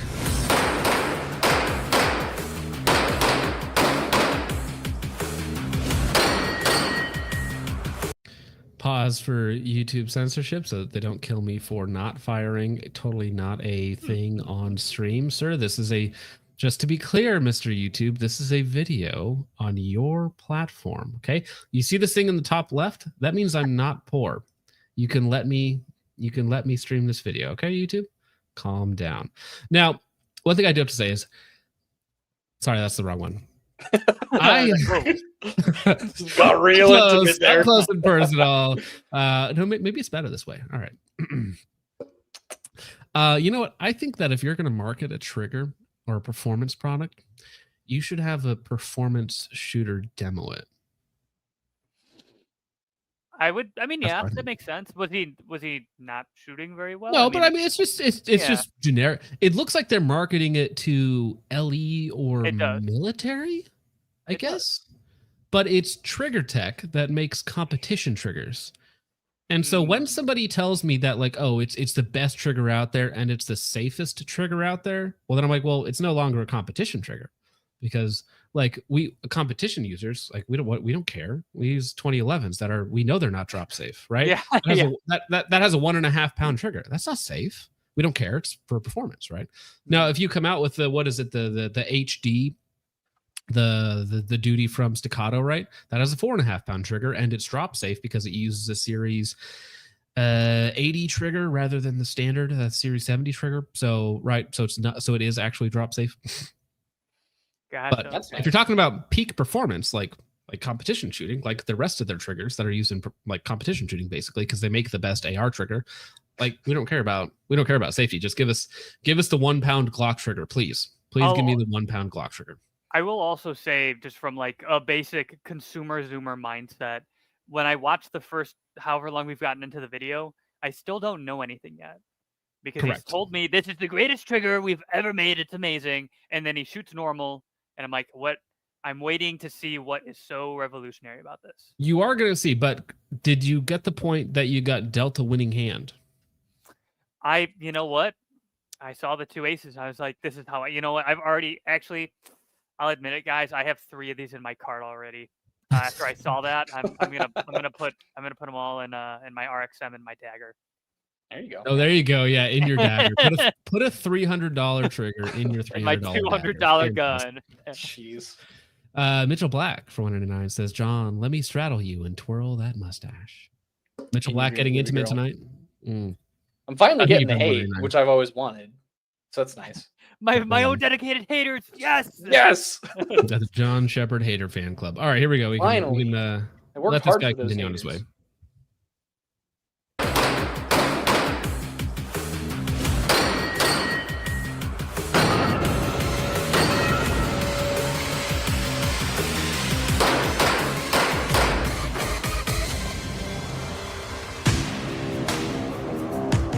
The ACE trigger system.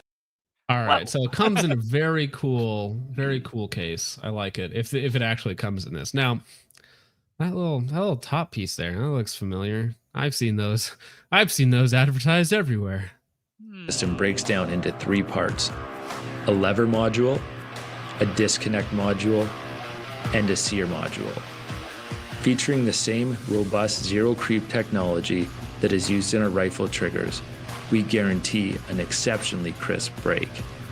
The true drop-in design of this trigger means installation is fast and simple, and can be completed in under 2 minutes.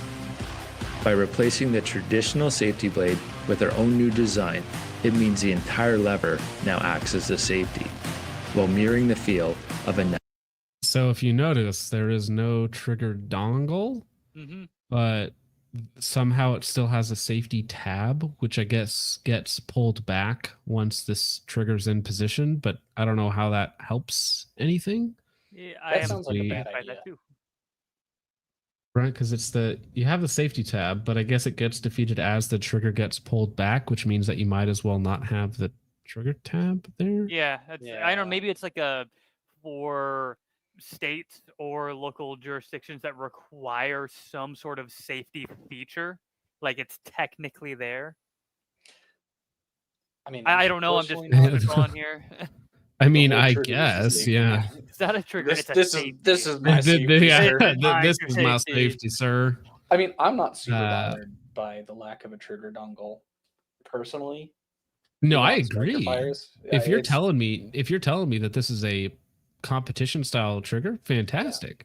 I don't know why you're telling me it's the safest trigger ever made, though. Safety, while mirroring the feel of a 1911. Also, just common Glock superiority is you have a steel block in front of the trigger, or sorry, in front of the striker until it's lifted out of the way. What a fantastic design! Somebody should, and also the spring can't just disintegrate into the ether because it's captured on the inside. What a fantastic design! The ACE trigger system's performance gains are so dramatic because we completely re-engineered the mechanics of how the trigger functions. Okay. We have eliminated the grit experience. So the performance gains of this trigger are so dramatic. So let's say, John, Bones, you guys are both B-class shooters. If I put this Glock in your hands, are you guys going up to M or GM? I at least. Glock perfection made manifest. Yeah, this was the perfection we were promised 3,000 years ago. I will say this: I am a good enough shooter to not need a staccato, unlike most cops. Hey, that's mean. Yeah, I'm sorry, but I've heard so many cops say like their buddies were like low end of the qual until they got the staccato, and then they're at the top. So now every time I see a cop with a staccato, I'm like, oh, you just can't shoot. Got it. I was at In-N-Out with my best friend who's visiting from out of town, and like just this huge troop of cops from another department just all got in line, and I was looking at their kit, and a lot of them had staccatos, and I was quietly making fun of them in my head. I think you're just a poor who can't afford an STI, good sir. I'm also a poor who can't afford an STI. This was sent in to me, so I don't care. I'm not a trigger stomp. Not a trigger stomp. Huge ass says, "Does this trigger come with a TQ to stop the bleed?" No. I still need to make that video though, where I'm talking about the P320 and I have tourniquets around all of my extremities, just in case. I don't think Canik is going to send me anything. It says, Canik, send Focus a Prime, please. I don't want to review the Prime. It's a small gun with a comp on it, or with a port on it. It's fine. It's not my thing. I've shot ported. So one of my my old roommate, he went and bought the Sig Sauer P365 Spectre comp before like the comped slides were more common. I've shot it. It's not. I can't notice the difference between it and my Masada Slim. So Mossad agent confirmed. I know. Oh, they got it worked for Mossad. Exposed. We're here to arrest you all. All right, here we go. We have eliminated the grit experience in a Glock OEM trigger by removing the conventional ramp and replacing it with the firing pin safety that operates on a true pivot. The disconnect module totally changes how the disconnect works. It now separates the disconnect function from the serialize to enable a true zero creep break. A customizable pull weight range of between 2.5 and 6 pounds is achieved through our clicker technology. So apparently it's a fully adjustable trigger with so you can change the trigger return spring to give you a different reset feel, I guess. And then you can change the actual disconnect weight down to 2.5 pounds, which is pretty impressive. But again, if you can do that, I would never claim that this is the safest trigger of all time. Just tell it what it is. It's a performance trigger. You know what? I would actually, so if we're talking about a mediocre trigger and a good trigger, but if the gun was heavier versus lighter, I find myself performing better with a heavier gun with a mediocre trigger than a super light gun with a really good trigger. Like, I don't really notice the trigger all that much to begin with. So if the gun is a little bit softer or slower, I tend to like that more than just the raw trigger pull. So I don't know. This seems like, I guess Glock guys do a lot of work to their Glocks in the first place, especially if they compete. But I don't feel like a Gen 5 Glock needs much at all. You know, you can throw in the Glock performance trigger or even get it from the factory that way, and you're pretty much good to go. It seems I don't. This probably isn't a bad product. I just kind of don't care. So like, okay. No, I like the I like that they had the way that they completely redesigned everything to where they have to make it look like a Glock switch on top with the with the backplate. That's exactly what it looks like. Is a Glock switch. It's like, listen, guys, we had to change every component for our new trigger to work. And it's like going to be as mediocre as any other Glock performance trigger out there. And by providing replacement lever and firing pin safety springs. This means users can tune the take-up, break weight, and reset feel of the trigger to their individual preference, giving you improved accuracy and control. Compatible with all 5 generations of Glock in standard framed 9mm and 40 Smith & Wesson. The Ace trigger system delivers by far the largest margin of improvement of any product we have ever launched. It redefines what a Glock is capable of. I want to know how close they were to that target, or if the handgun was bent. Right, do a bench or something.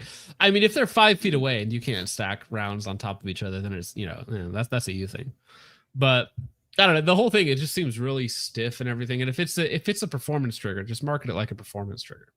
I mean, it is trigger tech. I'm sure it'll be fine. But when I saw this, I was like, you didn't need to make like the super cringe ad about it. You could have just been real. I don't have any problem. Like, if I want a Glock at some point, but I want like a 10 milli Glock because I'm crazy. Yeah, and also good. I can't like normal guns. It's like, here's a normal gun. I'm like, dang it, I can't like that. It's too normal. Too normal. Well, good, because our next topic is nothing but normal. So tiny, fragile moving parts adjusted by the hands of impatient gun owners who didn't read the manual. Safe. Don't mind me, I'm salty. Yeah, no, I don't like the idea of entrusting just the average Joe to play with every single safety spring in the Glock. Right? It's like your trigger reset spring, your safety plunger spring, your disconnector spring, all of that sort of stuff in there is fully customizable, which to me just sounds like a recipe for unreliability. Because you're going to play around and then do something stupid or whatnot. And it's more tiny little pieces that I have to worry about on a Glock rather than just being plug and play like a Glock should be. Not my thing. I have a very brief side tangent to go on. I'll keep it Go short. for it. I had a crappy fake aftermarket trigger in my Glock. It was a fake Apex trigger. And after a few hundred rounds, it started to not reset. And I was like, huh, that's weird. I don't know a ton about triggers, so let me go take it somewhere to a gunsmith. I went to the gunsmith, and he said that because I had removed the blade safety on the trigger, like the little dongle, he said that was causing the issue. And I was like, this doesn't interface with anything but the plastic frame. And he's like, no, I think that's the issue, because it's supposed to be there. And I took my gun and I walked out, because I was like, I don't know much about triggers, but I know that probably isn't the issue. Yeah, so I have a real Apex in my Glock right here, and I like it. It's fine. I have my stuff set up very, very basic. And I had a fake or a trick trigger kind of in my Glock at one point. I think I have a video on it on the channel called the short reset trigger. And what it does is, the way that the disconnector is set up is it actually physically pulls the trigger mostly towards the back already, so that the striker safety is always defeated. This is not a great idea. And at one point while shooting it, the trigger safety, right, in the actual trigger itself, the pin just worked itself out, and then the safety just disappeared into the ether. So I was carrying a Glock for a little while with this short pull, short reset trigger, which was a very nice trigger, but safety, the striker was always in the unsafe position with no trigger safety on it. Not a wise move. Don't do that. But speaking of unwise move, well, actually, before we get to this, we got to round these out real fast. World War II reenacted for 199 says, "Hello, Sar. I am a good machinist. Good. I hope you're making good money in the industry somewhere. People could use you." So I think machining is cool. I wish I was good at it. Right. Is it? I literally know nothing about it. I took one semester of machining. Granted, it was manual, not what most machining is today, which is most machining today is automatic. Beep, boop, bop. Yeah. It's the first time in education that I actually really worked hard at something that I actually gave enough of a crap about. Paying attention the best I could, doing my homework and all that, and I could barely get a D. It's hard. I have some cool things. Like I have a little brass hammer that I made with a machine on a lathe. It's really cool, but it's not in spec. Even close to its spec. I think there's a lot of difference between a real machinist and somebody who just punches yes or no on a screen that a real machinist has already set up for them. Right. Yeah. And I've worked in a place that had, 6 big CNC machines that were running basically 24/7. And there were 2 or 3 machinists at best. And they had 6 people over there helping them just press buttons, basically. And then there's you're going to check this in this dimension. If it's in spec, move on to the next one. Right. Yeah. And that's basically what they did. Yeah. Modern machining is nothing like the old school stuff. The old school stuff is pretty intense. It's genuinely really cool. And I would love to get my own mill and lathe someday. I guess part of the problem with the spec is I was at a community college with donated stuff, and none of the machines were in spec. I think my lathe that I was assigned to was all wobbly. Oof. So it didn't do stuff quite right. That doesn't help. Todd and Docs for $2 says, "Trench is black, you Sigil lover, juice enablers." Todd and Dogs is on the juice tonight. I'm the only juice enabler. I love he's on the sauce. Juice. My kids love apple juice. Mitchell Black for $199 says, "Trench who? Trench you." Thank you very much for the $199, Mitchell Black. And then he follows it up for another $199 and says, "Cares? Who the hell cares?" Thank you, Mitchell Black, for the $199. Huge Ass for $49 says, "John, why do you look like the Unabomber's gay pet cousin?" I like that one. I think still think my favorite was I forget it. It was something about FPS Russia, like his retarded cousin or something, or nephew. Classic. Canucks for $5 says, "Canics are the gun the 55-year-old Bass Pro employee tries selling you." Yep. Listen here, we got this special for $3.99. Now that being said, I've owned several Canics and I still own a Canic. I compete with a Canic, so yeah. I have one. I I mean, I like it, but the excitement of the quality of the trigger has worn off, so I kind of don't care about it anymore. Right. Yeah. For me, it was the cheapest steel frame gun that I can get in carry optics. So it's just a cheater gun. But thank you, Canucks, for the $5. Appreciate it, sir. They're fine. Yeah, I'm 5,500 rounds in, and I agree they are fine. Chuck McGill 69 for $4.99 says, any FRT for Gen 5 Glocks yet? I had a company offer to send me an FRT for a Glock, and I was like, listen, man, I don't know who you are. Don't email me again, please. But yeah, it's not my thing. But I'm sure somebody's going to be making one soon enough. I want to put one in my B&T. Yeah, no, they're floating around for sure. Yeah. The hood has access to them, apparently. I want to put one in my B&T chassis gun. That's kind of fun. Also, my Timney Glock trigger stopped resetting, returned to OEM. My Timney Glock trigger went full auto a couple times, and then it stopped resetting. And then I was like, yeah, I'm done. So it's actually sitting in my tool chest. I also have one of those Timney triggers when they first came out. Not a great plan. Look, all I'm saying is I just want the same right to untaxed, unregistered machine guns as 12-year-old rappers in Chicago. Yeah. Somehow we're not equal. I don't get it. Thank you very much, Chuck McGill, for the $4.99. Now, speaking of $4.99, the Surefire pistol dot leak, which is in competition for the ugliest dot it looks of all time. Huge. It looks like a 500 series EOTech smashed on top of a Glock.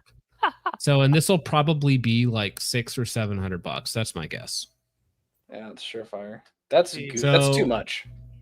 Right. So listen to this. I'm gonna read out this. This is built-in backup irons on the red dot itself. So you're going to have a ridiculously tiny front and rear post on your EOTech on a Glock. Awesome. I would genuinely just rather have a T2 on there. Actually. I'd rather have a T2 on there. Replaces your existing rear iron sight. No duh. Look at that thing. Top loading battery, like a EOTech 500 series, closed emitter red dot, of course, auto adjust, targeted at mill and LE customers. Does this thing have auto? Yeah, it is literally just an EOTech. What footprint are they going? If this is a proprietary, it looks like an EOTech, I'm flipping a table. Well, so they said that it replaces your rear iron sight. So this is an dovetailed in. Well, no. It probably is too big for MOS and a rear sight. So it probably is a proprietary size that removes all of that. Or it is MOS plus dovetail in the back somehow. I mean, it would be secure. I would trust that to hold zero and all that. It's just too much. It will be too expensive for what it is. Oh, it's gonna be. You can see I commented on there beautiful the other day. It's so wacky. Although, you know what I do like about the Sig M17, whichever one is where the pistol optic actually screws on from the bottom. Mm-hmm. Oh, because it replaces the rear sight. Yeah. So I think you're gonna have something similar here, and it was pictured on a Glock. So this is gonna be like a Koa Plus or something. I don't know, but from Surefire. So I don't know how Surefire got around EOTech's patents to make this, but this is just ridiculous to me. If this would be compelling to me somewhat if it was a holographic sight, not a red dot, a hollow sight, an actual hollow sight. That would be more interesting to me. With what, 12 hours of battery life? All you need. It would not be good. Though, like if they could solve the battery life issue, it'd be fantastic. Yeah, I don't know. That's also a good point. That thing can't be like 1 ounce, 1.5 ounces. It's got to be 3-4 ounces at least. It's a full size red dot on top of your Glock. I'm just gonna take the ugly Siley over this. People, yeah, actually true. It's gonna be cheaper. Casual Siley win. Did you, Adam? What did you send in the chat? It's just what immediately came to my mind when I saw that. Yeah, that seems to make a little bit more sense. I don't know. Because no, I know people used to run T2s back in the day when they would just, get a pick rail welded on or whatever they would do to the back, and then or a dovetail pick, and then. Dude, I want to do this to a PDP so bad. It looks fun to shoot. I want to do this to a PDP so bad. That would be so cool.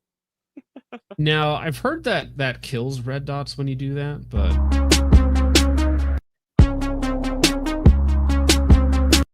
yeah, but it's just EOTech. Now, some people complain about dot height or deck height, right? Surefire just says, nah, screw that. Now you have to take into account your height over bore on a Glock. Can we get a mini hydro mount to put this on, please, for the pistol? Honestly, the kind of the height over bore thing doesn't bother me too much. It really is just that it's like huge. Like I'm thinking about holster. Like that's gonna be a nightmare to holster. Ooh, actually, that's a good point. Yeah, how you would have to have special holsters for it. There is no holster compatibility for that thing. Damn. Yeah, it's just like it just feels like ill-conceived all the way. You know what's funny is if it's actually a really good red dot, people will end up just putting it on a rifle. Yeah, that's what. Yeah, that's fair. Because that 1022 will love this. Yeah, because that extra height, that's good for like turrets. Like you sit that down and all that. The actual and this is turrets, no issue. This is the internal lens design, which is kind of wacky. That somehow I got pictures of, but that's above. I'm not above my pay grade. I'm not a physicist. That's all rocket surgery to me. Light is not distinguishable from magic to me, so it should be good. Remember, gentlemen, no pre-orders. Yeah. Do not buy $3,000 VSS clones from your local crack dealer. Do not do that. Do not give him money. Do not pass go. Now, if you remember, there was a whole saga from SHOT Show 2025 where one of the coolest items from SHOT Show 2025 that's totally not vaporware was a made in somebody's garage by a machinist nicknamed Chatter. That's awesome. A Vintorez clone, right? That's about $3,000. And they had a couple thrown together models, not working models, on the show floor, and people were losing their mind over it. But it's not real. It's vaporware. Now, this is an old post. To reiterate what I say in the video, BSD said that they would not be taking pre-order money from people, so there is nothing actually at risk here for potential customers. I will buy one myself at full retail price off the production line when they're ready, if they get that far. I wish them genuinely all the best because I'd love to have a VSS clone, but built exactly like a Russian original, but I am skeptical. Now, I believe I was gonna say this is from the timid, mild-mannered Ian, so this is about as spicy as he gets, and he's like, this is basically vaporware. Spicy's not for everybody. However, moving forward just a couple months, and there's a pre-sale now for the VSS Vintorez AS Val clone pre-sale. This is a tentative pre-sale. We are still gauging oh, sorry, I misquoted the price. My bad. Damn, we are still gauging interest. Please submit the information below, and we will be in contact with you to receive your deposit and/or answer any questions. We are still making minor tweaks. Press X to doubt on that. But we are projecting first examples to ship Q3 or Q4 this year. Q3 is not far away, gentlemen. We're very close. Expected retail price, $6,500 to $7,000. Now, these, even the pictures that they have up here, like these are obvious, just rough blocks of some steel, right? Whatever it happens to be here. And again, the crackhead machinist behind these, and that's, sadly, that's partially true, as that he has had run-ins with the law and drug problems in the past and whatnot. Hopefully all of that is behind him, but his nickname was also Chatter in some machinist groups. And buying a $7,000 rifle on pre-sale from this is not that much different than some Bitcoin rug pull by your favorite YouTuber where they're like, hey guys, invest in, what would my token be called? If I was going to do a meme coin, Trip coin. Ooh, Trip and Fall coin. Something like that. Yeah. Don't Trip coin, now you all fall. The stealthy AI renditions of you as NFTs. If you fall for the Trip coin, it's on you, basically, right? Yeah. It's in the name. Yeah, so that's they're trying it. Ooh. Yep, things are definitely ramping up. Don't be a sucker and sign up for our 300 Blackout VSS AS Val pre-order. Copy and paste link into browser. Don't do that. Do not. So, Bones, could I perhaps get a get a small loan of $6,500 from you for a investment in a product that may come to market? You know what? There's just enough maybes and variables there that it really sells me on it. I am all in. I will wire it over to you tonight. Perfect. That's fantastic. I will surely not spend that on crack cocaine. But yeah, I recommend you stay away from pre-sales on pixie dust products that will probably never come to market, even if you think they're cool. And I know a lot of people love this sort of thing. They think it's their jam because they're hard to get in the US, or impossible to get in the US basically. But at the end of the day, it's just another shitty AK. Just don't pre-order in general. Like, don't give money to companies that can't give you the thing right then and there. And I know people are going to say, but wait a second, John, doesn't your website say pre-order? It should say built to order, but they don't have an option for that on the website. It's either out of stock or pre-order. Oh. No, I'm sorry. I know. I had to fight my CMO and COO on pre-orders for my fitness apparel company. They're like, let's do pre-orders. And I'm like, I don't feel comfortable taking people's money for product I don't have. I'm not doing that. Incredibly based. You know who could pre-order one of these? Logan. Logan should pre-order one of these. He's got yes, it's also all everywhere. Damn it. True. Logan sucks at pre-ordering. He couldn't imagine getting rug pulled. I will say, I'm not sure, like, that price tag, if he can bring it to market at that price tag, for what it is, I think it'd be fair, as long as it's made well. I think it is essentially custom. It's custom one-offs where its only real value is hype, right? It doesn't actually have any value as a firearm or as a product. It doesn't do anything interesting or unique that you can't get out of a generic AR. It is only because it looks like the hard to get thing that I played in a video game one time. That's its entire point in existence, right? Yeah, it's a collectible. And personally, I have no problems with products existing like that. That's what this I don't even know. I don't even know if it's collectible though, because if you buy, like, let's say he brings one to market for $6.5K and it just doesn't work at all, and it's just like internally it's machined like garbage, and it's falling apart, and it just barely looks like the real thing. Try reselling that to somebody after everybody figures out that this is actually just a pile of crap slapped together. Which maybe that's kind of the AK way, but I digress. You're right. I should kind of back up a little bit and rephrase. I think that's what well-made VSS clones in small batches would go for. Like, that seems like the market value for that particular platform. I don't think this guy can pull it off. From what Fudbusters has said about him, from what Ian gleaned from his conversation with him at SHOT Show. Well, or his reputation in the community as a whole. Yeah, all of it. Right. And it sucks. Personal issues and all the other stuff, yeah. And it sucks because it'd be really cool to get an American-made Vitez, whatever it's called. I think the Vitez is a submachine gun. Yeah, Ventores.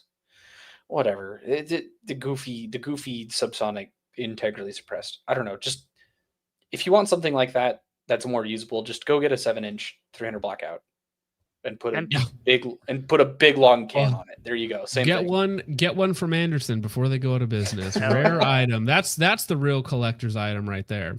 Are they the only ones doing 7-inch 300 Blackout? No, I'm sure everybody does one. Yeah. I'm sure everybody has one.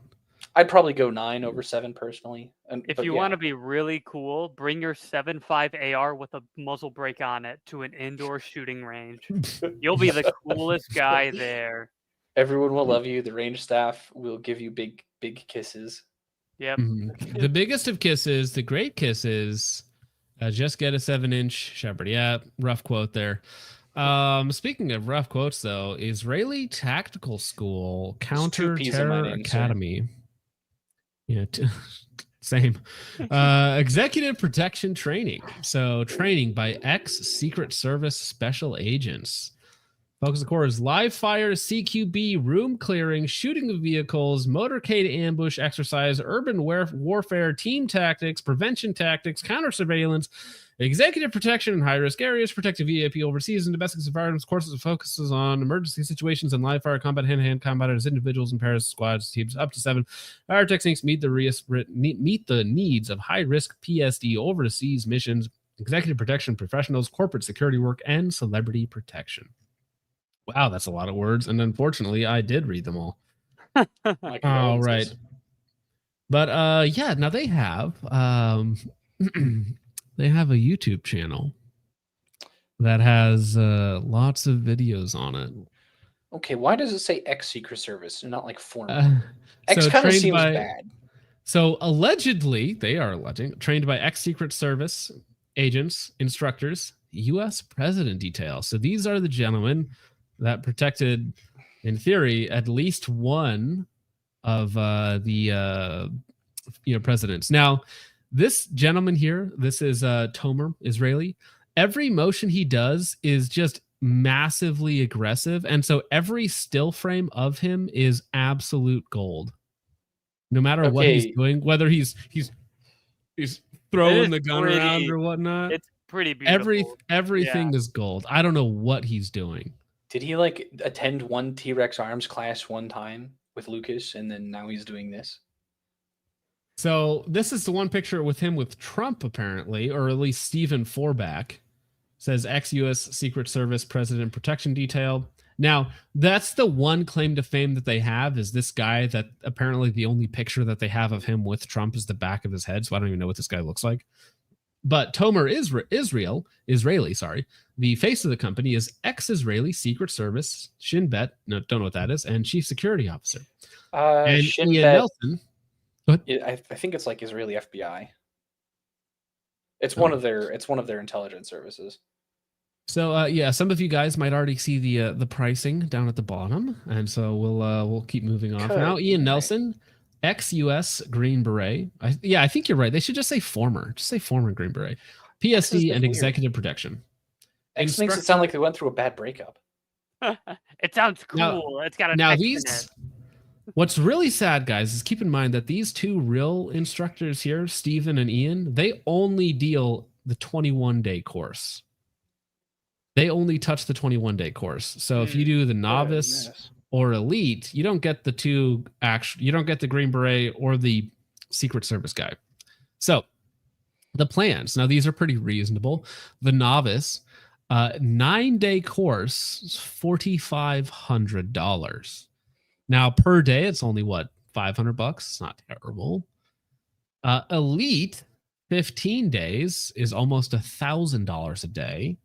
And the premium 3-week course is, again, just under $1,000 a day. That's some real money right there. That is wild. That's too much. Training value is, training value, right? But it's going to be very funny, as I can already see in these clips we have down here. Can I blow this up? No. Okay. Oh, no. Yeah, this is going to be great because they have lots of videos like this on their YouTube channel. So, now, I want to get the stream if I'm spending this much money. Oh, yes. Can I borrow $4,500? Yeah, I think you'll have to get with Logan. Logan sucks at financial. Logan, can I? Ooh, there you go. Yeah, that would be a very, very bad financial decision for the training that we are about to witness. Now, I do Logan have to think. I saw these guys off of Matt Pranka's story the other day, and I was watching it, and I was like, surely this is not real, what I was witnessing. And obviously Matt's making fun of him. And I'm like, what am I looking at? And then I see the guy's shirt, and it says Israeli Tactical, what is it? Israeli Tactical School. And I look it up, and they're charging $20,000 for a class. And let's go ahead and... Dude, every image is perfect. Every image of this guy is just maximum movement. The banner's really good. Can we get that as an emote in the server, please? I actually do. That's really good. Shut up. That is everything is maximum effort with this guy. Every joke coming to my mind right now would get the stream we gotta be professional here. I'm sure that this gentleman has no. Nope, can't even go down that line of questioning. Here's the thing. Here's the thing. I think he's a larper. I don't think he's actually Israeli. My brain's like, you're not. It's actually just his name is Israeli, but then it has like the half star of David on the thing. So I'm like, is your name Israeli or are you actually Israeli? Okay, but I know one of these dudes in real life. Absolute Looney Tunes goober goofball. When I worked overnight security when I first moved to Phoenix. Oh man. Yeah. Honestly, it might be the same level of training too. He was an army medical discharge during training. It's John Israel. That's good. Before we get into the madness, Todd Docs for $2 says mad respect and shout out to FPS Russia. Fuck you haters. Hell yeah. I don't have a problem with FPS. Get him on the show sometime. Get him on the show. G-Watt Alchemist for $5 says, hell yeah, height over Bora's life. Can we get canted irons for it next? Yes, offset irons. That's a great idea. They put them on the side of the pistol, so you shoot your irons like this. Dude, it's Chicago certified.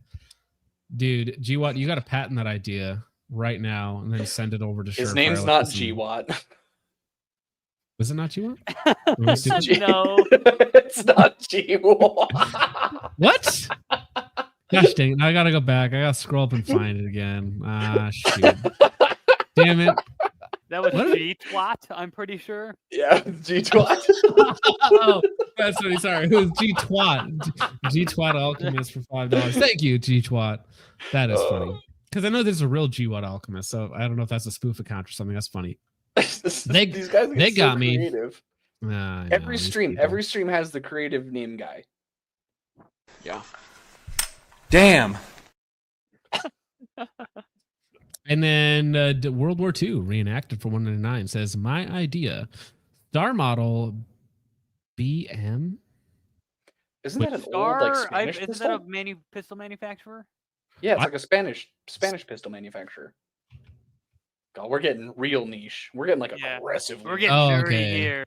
Yeah, I don't know, man. That seems like a hop subject to me. That's not. We're getting into. I watched way too much Forgotten Weapons in 2014. Poor man, 2011. Well, thank you very much for the $199. I'll have to look into that, or hopefully have somebody else look into it for me. The only problem with trying to do anything with a star is that you're probably gonna have to get it milled, and you're gonna have to find someone that's like knows enough about star pistols to actually mill it. I could be wrong. They could still be making stuff today, and it's.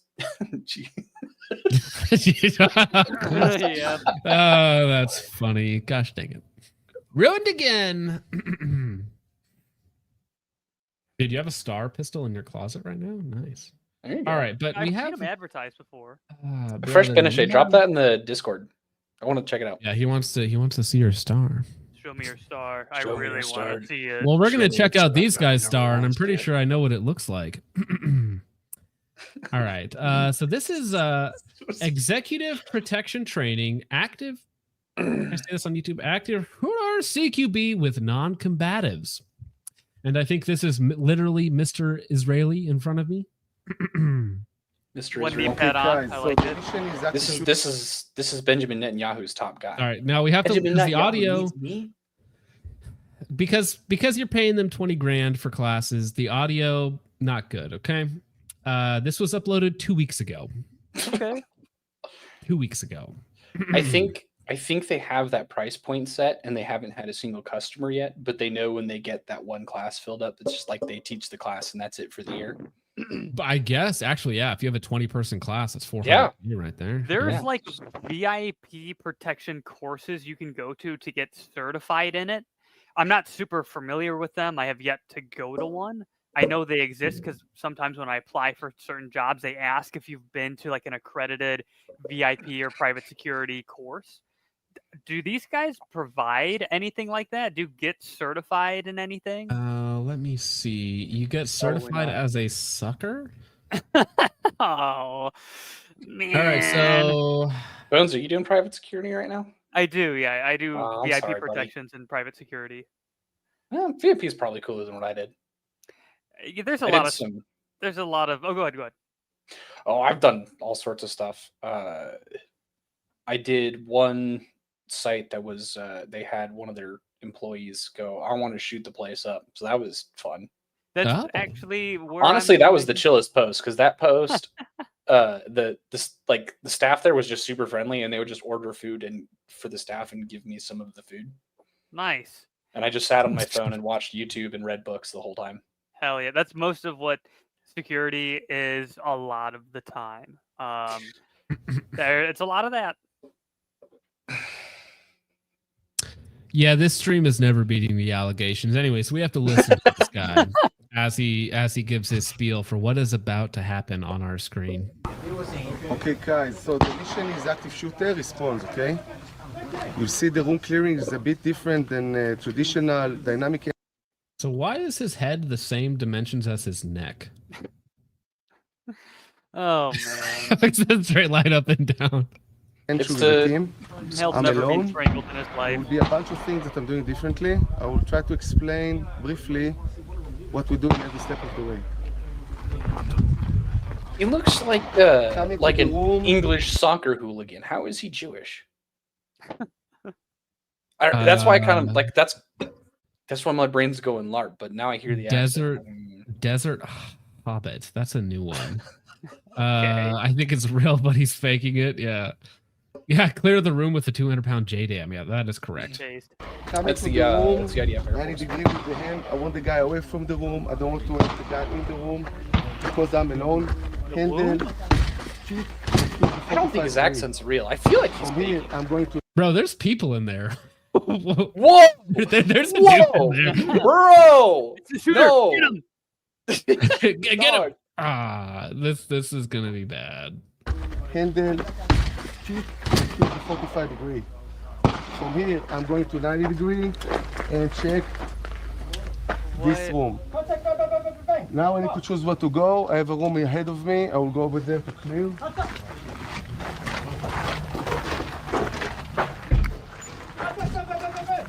Since the door is closed, I can cross.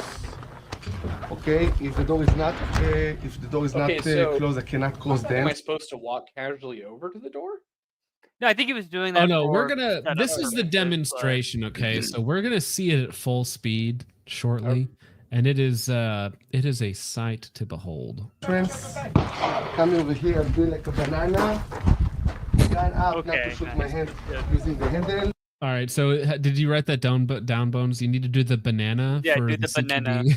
Yeah. Okay. I'm taking notes right now. That's on my notepad. Is just the word banana. for Banana maneuver to get to the door. Okay, but we already know banana how to maneuver, yes. pie an angle. Like that's like basic stuff that everybody who watched early 2000s tactical television knows. He's not teaching you how to pie it. You're bananaing. Yeah, It's get it totally right. different. This is the banana. This is revolutionary, sir. Get your pie out of here. And I kick with the leg close to the entry. From here I will pie. I did the 45 degree already. So we bananaed and now we're pieing. I understand. This makes sense. Okay. I do 90 Just degrees. pie twice. 35, see the enemy to shoot. נפל, figure to the gun. And from here, check the fall. From here I need to choose where to go. I hear the indication on the left. I'll go to the left. Come over here, position 45, 90 degrees, I see enemy, shoot, nafal. From here I'll move that way, not to cross. I have another door. Therefore I can do a cross, okay, to the side with the handle. Coming over here, again, gun up, not to shoot my hand.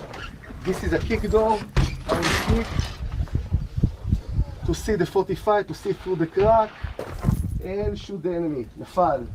Finger to the gun, continue to 135, 180, and I'm looking here to make sure the door is, the room here is clear. Now the one close to me is the frame on the right. So you're gonna see this tactical shimmy. This happens a lot where he just like jumps around the doorway, pops back, jumps around, pops back. It's like a really interesting dance move, I guess. But he's going to be doing this very aggressively at speed with other people with live ammo very shortly. So I've done some actual housing. We didn't do Shoot the this. enemy. Check. I've never seen anybody do this. This is why when I saw Matt Pranka making fun of this on his story, I was like, what am I watching? What is this? In my experience, when people lean a ton, now this guy might not be the same, but when people do the lean thing like that all the time, it's because they don't know what they're doing. And they think that the continuous motion is better than doing nothing or being stagnant.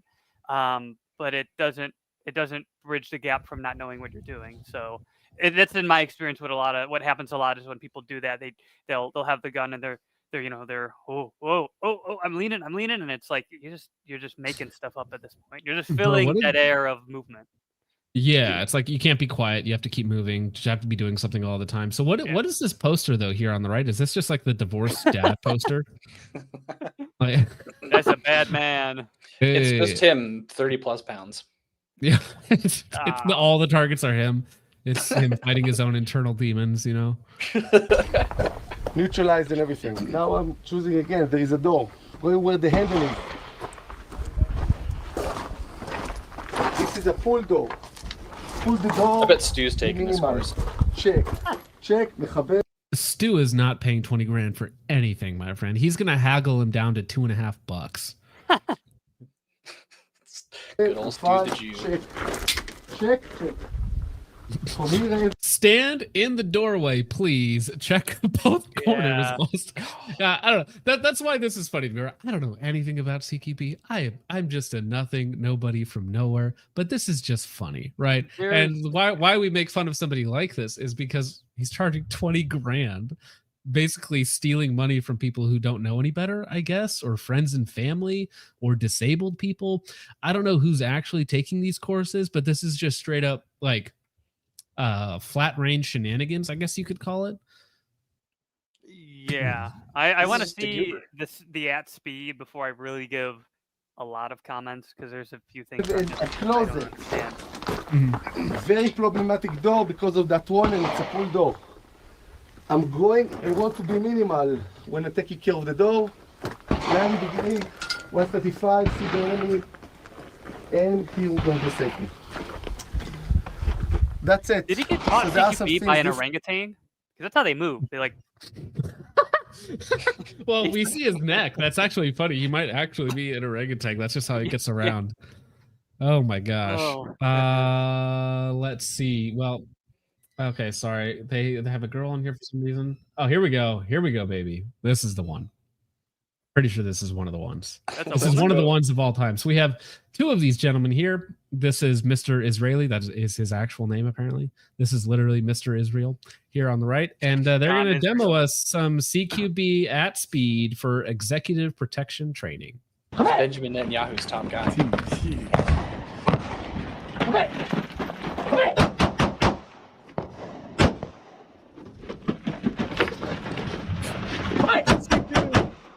And again, he's standing there for like a second and a half. He's being jittery and really aggressive with his motion, but he's just standing there for a second while he's like trying to identify a target, I guess. Why did you pop his collar? Dude. Bro, why not? Got the Dracula flow. You know what? Going. All right, cool. All right, let's go. Dracula flow. He's got it, bro. It's to conceal his massive neck. There we go. You can't really see it, but I've popped my collar. It looks like a 90s action movie cop.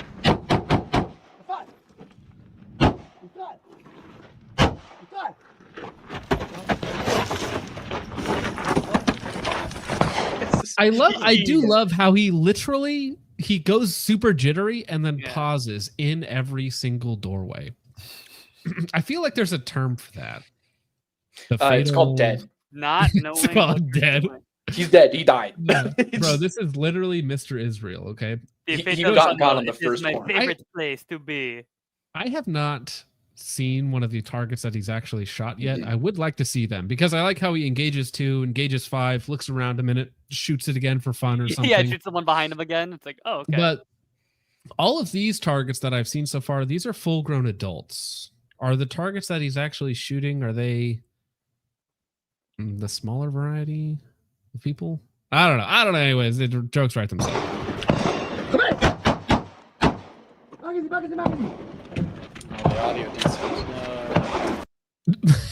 Yes, I always kneel. I always kneel in front of the man to do my tactical reload. I get to a lower, less movable position. My thing is, there's a hallway right there. He didn't even get in the hallway to reload. Well, yeah, he got to a worse position to reload. Yes, he aggressively moved to a worse position where he had no options. Yeah. Yeah, and also, yes, he informs graciously. He informs the target that he's about to shoot it. Yeah, and then shoots it. I just want this juxtaposed to all of the footage from CQB in Gaza. Why are they just throwing grenades in windows? Well, I was gonna say they're just shooting into hallways, grenades. Red vis lasers just on 100% of the time as they blind fire into dark areas. That's what I've seen. I'm not trying to. People kind of forget that the IDF isn't a professional army; it's a conscript army. Correct. Yeah. That is funny. Imagine paying this guy $2,500, and this is the first day, and you're like, I have 8 days of this, or at worst, like 15 days of this. Like, brother. 21 days, right? Because I would like to take some schmuck off the street. If I was really rich, I would take some schmuck off the street and I'd find 2 classes, one by actual professionals and then these guys, and send this schmuck through both. Just see what happens. Right. Well, see, that's the thing. I would like to see this guy actually shoot before I would take any sort of advice from him, because it's like, are you actually good, or do you just like jitter through a hallway and shoot at massive targets? Like I haven't seen a hit yet or anything, and obviously this guy's fundamentals leave something to be desired. I don't claim to be the CQB expert at all. It's just like there's so much I want to know. Why are you doing some of these things? And there's a lot of like holding the gun here really close is. It just doesn't make sense to hold a gun this close to you unless you're in an environment in which you plan on shooting someone who's extremely close and go. You cut out there, Bones. Your mic died. But while you're fixing your mic, Shadow Force PB says, you show up to this. Do you call the $21,000 a loss and dip, or stick it out? I stick it out and show up the instructor just by being a better shooter. Dude, I think there's fun to be had here because they do vehicle stuff. They do a little bird insert. So this is textbook entertainment, where you will go to this getaway at this place that it's all expenses paid for, the $22,000 or whatever it is. And you just get to go and have fun with your buddies, do retarded things, drive around, shoot outside of an SUV, get inside of a little bird. Like, I mean, there's some fun to be had for sure. Okay, now I understand the market for this. This isn't for you and I as gun people that actually want to train. This is for Silicon Valley dude bros that want to. They're not comfortable with guns, with like gun rights, but they're kind of gun curious and they have a lot of expendable income. Yeah, so this is like rich gun tourism, like a gun getaway where you pretend to be some CQB expert for a couple weeks with your bros for $22K. That is the only possible explanation for this, like for these guys making money, because there's watching this, like he's dead around the first corner. But I would even say that he's not getting into the first corner. Like, why would somebody ever put him into a situation where he needed to do any of this in the first place? A wild dank has appeared just in time. He's back. Hello. Unbelievable. You haven't missed much. Let's go back and make sure that John is fully aware of this man's full potential. We should watch this full minute and 2 seconds. Zero commentary. Well, just all right. Well, zero commentary. We'll let Dank do all of the commentary. We're not going to tell him the price of this. We're not going to we're going to make him guess it at the end. And we're going to, we'll go through the whole game, but we'll ask John some questions, Dank some questions at the end of this minute. Okay.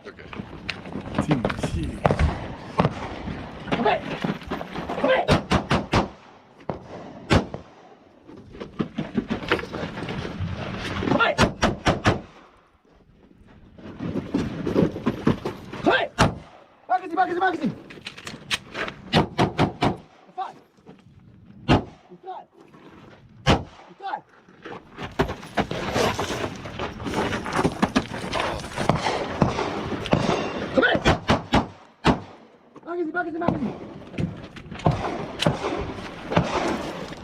Wait!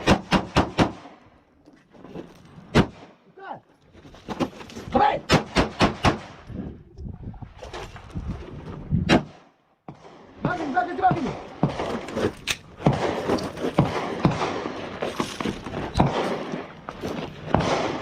This is so cool.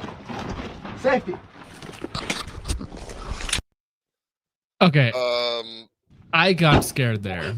When he started to turn around with the gun, the loaded gun on his head, I was like, what are you doing? Whoa.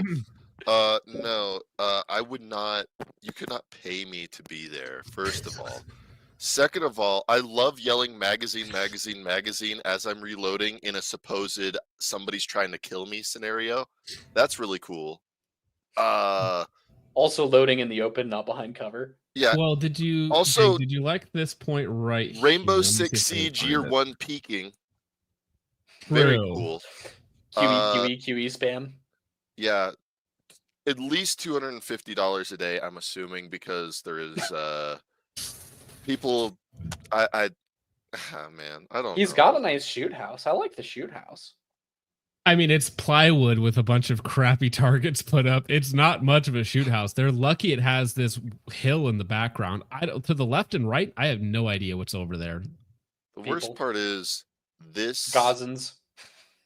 This style area looks like it could be remotely local to me, which I hate. How much is this class? All right, so okay. First off, there are three different levels. Level 1 and 2 feature the instructor that you see here, and level 3, which is obviously the biggest, most expensive, it runs for 21 days. Level 3 has a real Secret Service guy and a real Ranger. So try and guess. The shortest course is 9 days for CQB personal protection. Try and guess the value with this gentleman here. The shortest course is 9 days. It's 9 days. $1,800, $200 a day would be my guess, even though I don't think it's worth that. Okay, so the cheapest course is, again, it's 9 days, and it is $4,500. All right, no, it gets better, right? There is a 15-day course. This is the middle-priced option. What do you think this one goes for? I don't know. So this is some unemployed ass behavior. $12,000 for the 15-day course with this bro. Now, the real course, the big dog course, 21 days, is a low price of $19,900 for 3 weeks of your life. And they train you to fake a seizure for that much? Well, listen, you're probably not going to get to this level in the first 21-day course. You probably need a refresher course every so often, right, to get to this level. So I would expect you wouldn't quite get here the first time. There's no value in this demonstration because no. I know for a fact he's memorized where the targets are. Yeah. Well, what's funny is I figured out what he's doing. He screams at the target, intimidates the target, puts 5 in the chest or somewhere therein, and then after he fully identifies them, he puts 1 in the head, and then he moves on. And he does not move on until he puts 1 in the head, which is why he always goes back to each target with 1. But this is my favorite part. So this is the tactical kneel, I'll say, where he does his reload to a kneel in an open hallway because there's that. Oh my gosh! It's not just like it's the whole thing. Like he's got his back exposed to whoever's in the room behind him. Yeah, click right on 21 seconds. That is the Logan sucks at shooting pose. You know the photo? Oh, that one. That is, yeah. Our guy, our boy, Oh, Logan sucks and at then, finance. Then he does his little spin twist and shoots him again. You gotta put Shadow Force says 5 warning shots to the chest. That's good. IDF moment. We gotta put a caramel dance into this. Oh my gosh, I love it so much. And it's the pause in every single doorway. And then so he goes 5 to the chest, 1 to the head, tactical reload while kneeling. It's not even a tactical reload, it's a suicide reload. Yes, this is the pedigree we've all been warned about. What's that? I said the Alt F4ing yourself word. Hopefully we're 2.5 hours into a live stream. I wouldn't worry about it, bro. It's just still better to be. All right, now you know what would make this better? You know what would make this better? A belt-fed machine gun. I bet it's a Negev too. Ready? Ready. Just another day no, it's one of the fight lights. School. You'll notice every time he shoots a rifle, he flicks it so that he can check the ejection port to make sure there's no malfunction, I guess. And he's going to do this a lot. I wonder if...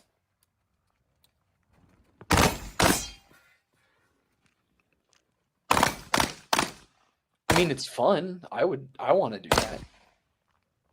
Not because I think it's useful or practical. This is something I would see online. This is a Grand Thumb intro LARP is what this is. This is you know that video of Ben Steger with the glasses on and he's got the cape and he just starts hip firing sideways with the Glock with the switch or whatnot.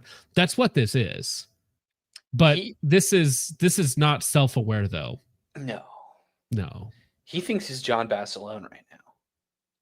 You know, I have the optic.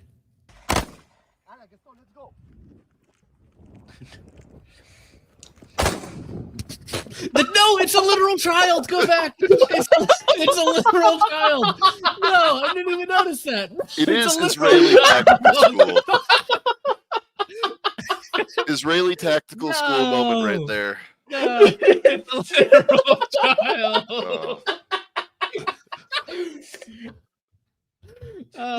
You can't do this. You can't be named Israeli tactical and just double tap a kid. Bro, you can't do that. You know, dude, he had a rock. Let it go. He had a rock. Oh, that reminds me of my Globo Homo Corpo job where I have to call truck drivers and I will call them and their names are like Parjdeep Singh. And I'm like, you can't be Indian and name that. Like you can't do that and expect me not to laugh. Beautiful. Look at that kid's face. He's so upset. He's like, Mom, can I be done at the photo shoot now? I think that kid has a gun. No, I know that's the joke, but he just runs up to double tap him in this fat kid in the chest. You can't do that. You can't be the stereotype and not expect me to laugh.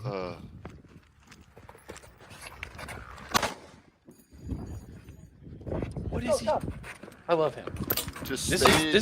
He's my favorite. I think he's my favorite Jew. Israeli Tactical School, Exec Protection Course, PSD, Overseas Contracting. Let's go! Where's Vintage Warfare? This is his shit. Let's not. I'm gonna send this to him. This is amazing. All right. Final exercise on day 15 of your $12,000 course. Also, Bones, is your mic okay? No, it's not. Oh, he's dead. It is not working. Bones is dead. Bones is now certified eye candy for the stream. There you go. I'm sorry. Go to your settings in StreamYards, and you should be able to select your mic and try and get that one to work.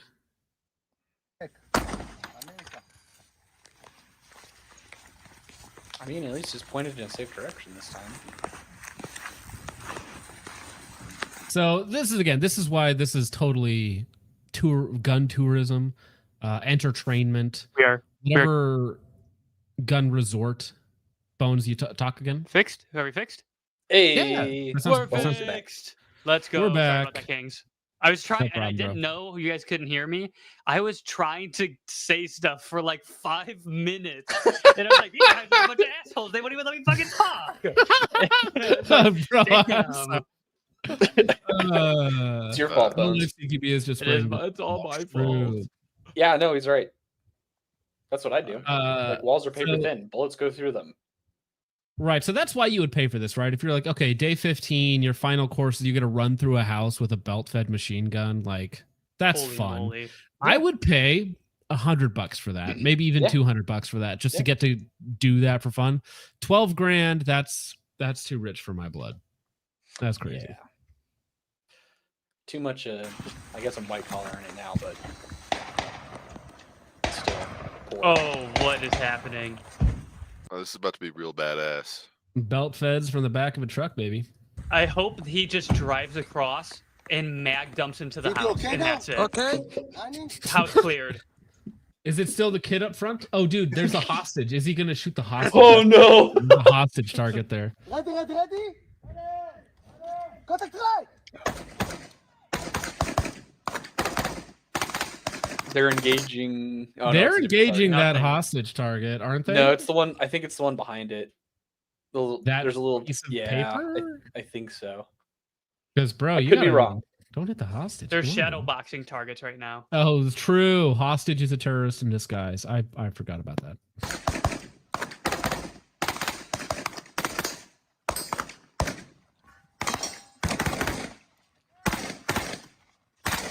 He has a machine gun. Why is he doing double taps? Let's go! Oh, wait. Everybody's shooting. I did not realize that everybody was shooting. So these guys yeah. were also shooting because one of those targets fell on its own, and I was like, "What's going on?" Contact! Brother, that's Okay. a hostage. No. Alrighty then. You can't do this. You can't. No. You're setting us up. Ah. This is like.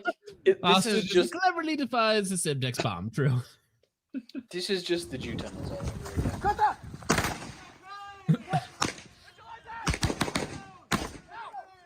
Imagine if he just domed the steel right in front of him and took frag. That'd be funny. Gaston! No, come in free! Gaston! Ready? Ready? Right in I'm the just doorway. a little. I'm just. Standing Well, right in that the guy, doorway. the guy on the left, was looking pretty darn close to this guy, and that just gives me the heebie-jeebies going through a house with 3 retards on turbo mode. The heebie-jeebies, you say? Contact! Yeah. The heebie-jeebies? Let's go, let's go! Sorry, is it a different word? And you're trying to be pedantic with me as we're 2.5 hours into a live stream, good sir. The first half of heebie-jeebies could be construed as a slur. Have you Oh, not seen Life of Brian?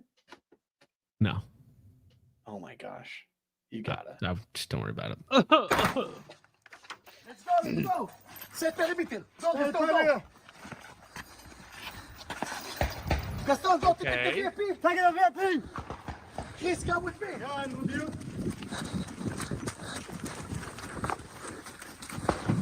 Come on! What is she doing? Why is she there? Oh, she's the VIP. Why would you? This makes no sense. What's happening? What's the scenario? Yeah, like you're gonna get out. You're doing VIP protections, and you're gonna get out of your vehicles and assault. I guess maybe they were kind of stationary, but they did. They went into the house to clear part of it, and then you're gonna like what? Huh? You gotta. True. Ivan says for 21K, I expect a hotter VIP. Yeah, that's fair. Good point. Good point. You can get hotter people to help you out at a Terran tactical course. Ah. They're very helpful.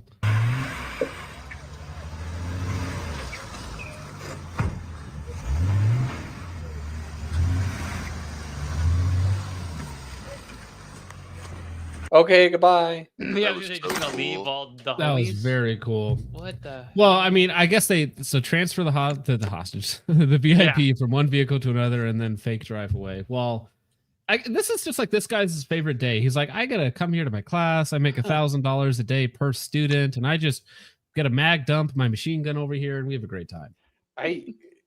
All this is telling me is I need a machine gun and to just pretend that I know what I'm doing. You can make money. Yeah. I just have to hit up. I just have to hit up my Marine buddy and say, "Hey, will you attach your name to this? You don't have to do anything, and I'll pay you like however much money just to say that you work for us." And then I'm the one running around in the desert shooting machine guns. That is actually something. People will pay to shoot machine guns, so you just need to have one at your local range. And one of the things I want to do. One of the things I want to do with my nonprofit is actually like get people on the range to shoot machine guns. Hell yeah. Because I feel like because there's so much mysticism around machine guns. And like that's part of why, I mean, dudes probably don't care, but chicks, one, you get grants for hosting classes for chicks. Really? Yeah.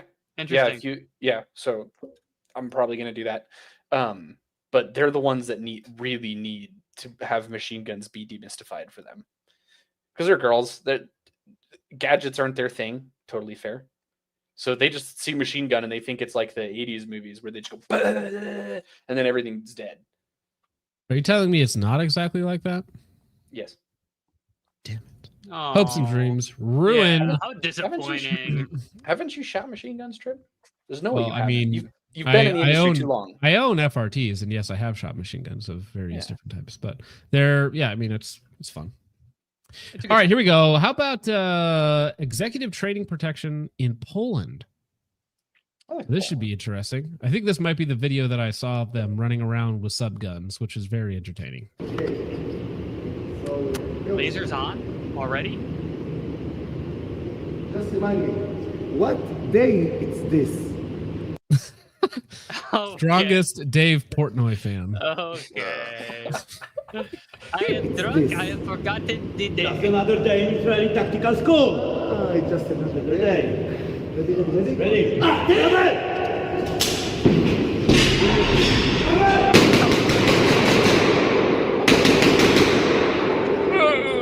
Brother. This is awesome. GB Guns picked the perfect time to run. The shades are part of the atmosphere on Friday nights around here, apparently. Yeah, I got home. Just have both dudes go through the same doorway, brother. Well, half as effective. Now it is more dangerous because you could shoot each other, right? So it's usually why you don't go out front and back at the same time, right? You know, whatever they call that, crossing lanes of fire or something. What is happening?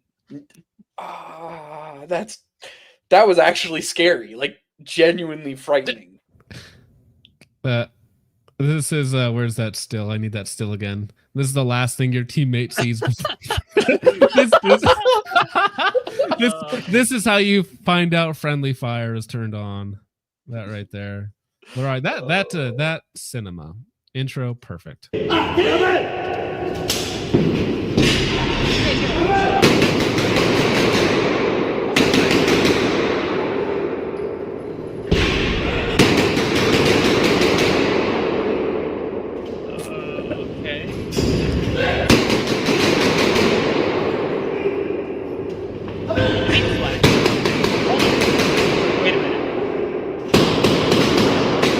Did he flag the backside of him with his Are they laser? shooting blanks?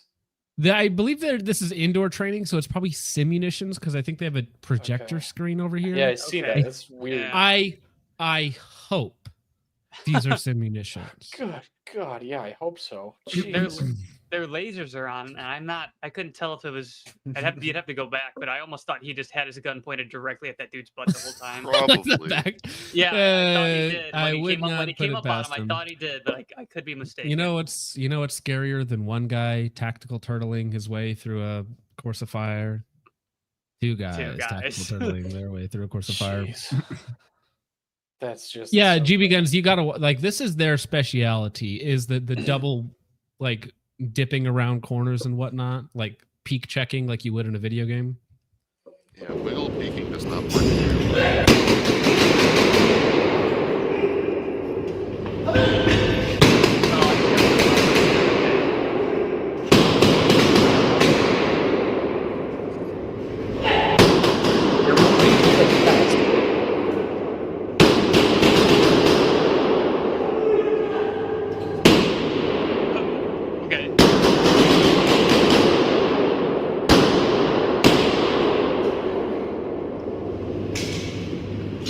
Why do they switch to their handguns? Because it's faster than reloading. No, that's not true. We need to beat Activision for that. It looks with cool. pool noodles. I don't know what that's you're not talking true? about. Everything that I learned in COD 4 is real. That's fair. Mm-hmm.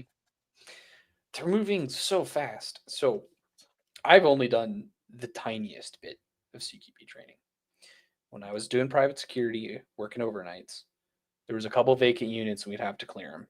So my Marine buddy, who's a little extra, was like, all right, here's how we're going to do it. And we actually did room clearing.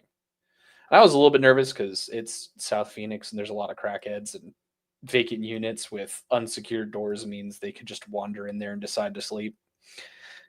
But one of the things we did is we moved slowly and deliberately. Because I didn't want to round the corner and just get a gut full of AIDS needle. It depends on your scenario, right? Like if you're doing a dynamic entry with two dudes, you're gonna want to not really ever stop. I mean, it doesn't mean you run the whole time. You move as fast as you can process info, but it was very quick and very fucking leaning. I don't think they processed anything. Nah, So that's why I am and GB Guns, in case anyone is newly with us, these courses cost up to $20,000 for a 21-day all expenses you pay getaway. Yeah. You could do anything else with your money. You could burn it. You could, yeah.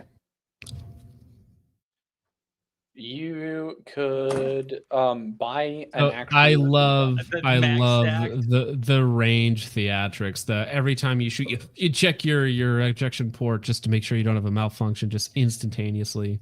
Is it like that's a habit training from from the IDF? Like their weapon systems were just that unreliable that you check every time you move, or is it just for the look?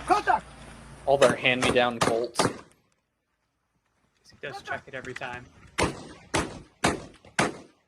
You know what? He's using sights. Nice. Why? Why not? No, not a kid. Not another kid. Come on. IDF moment. Hey, what's your name? I mean, you train how you fight. I'm sorry, bro. You look at that look in his eyes. He's like, I don't know what's Oh happening. my god! You know, I might shoot that kid too if he looked at me like that with a gun. Jesus. I mean, he does kind of look like John Lennon, so I'll give him that.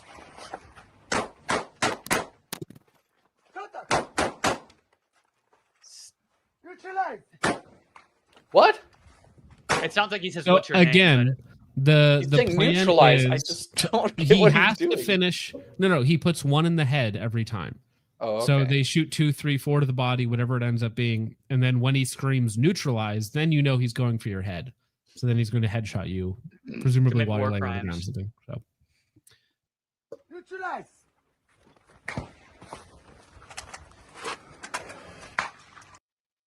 So that is what you get for the low cost of 20K. Well, I mean, You look shot at his that kid shot right in the placement, mouth. though. Yeah, I was about to say, right in the mouth. That is not a happy camper. Now I don't think I saw this one, but I imagine it's the same. They have lots of these 60-second videos on their channel that are just pure gold. Very entertaining. Holy pocket to pant ratio. Ready. What? Did she just Brother, she three mics? missed all of Wait, those what? shots. So this might be one of those, I don't know if you guys have ever seen them, where they have those really hands-on training courses where while you're doing the course of fire, they'll push you, they'll try and trip you, they'll do also but get in your face during it. That's dangerous. All right, for the bro. instructor. All right, bro. Yeah. Calm down, sir. Let's not do It's that. yeah. Like if you want to do with like fire, that's fine.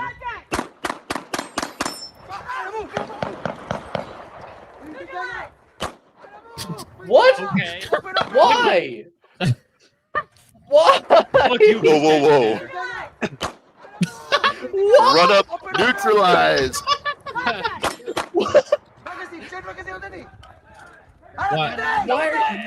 Why is she not in cover while reloading?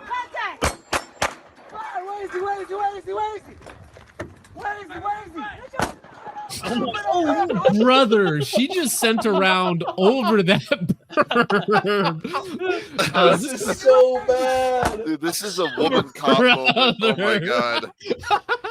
The worst part is, as a shooter, she doesn't seem to be doing bad. I bet if you put her in a real class, she'd be good.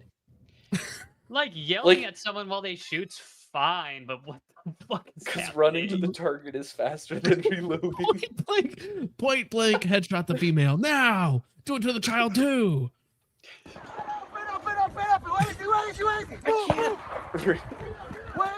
Yes. She shot the kid. Why do they keep killing kids? Put that on the fire. Put that on the fire. Very good. Very good. Very good. Wait, check me at the wall. Neutralize. It's good, man. That's awesome. I'm gonna start yelling neutralize when I go to the range from now on. You should. It intimidates the target. Neutralize. Oh, that's good. Again, the cheapest package that they offer is $4,500. Keep that in mind. Oh, dude, this still right here. Oh, Right on the lip. I'm sorry, good sir. That is rough. Now they have a trailer. I don't think I've seen the trailer. Oh no. I see it. All right.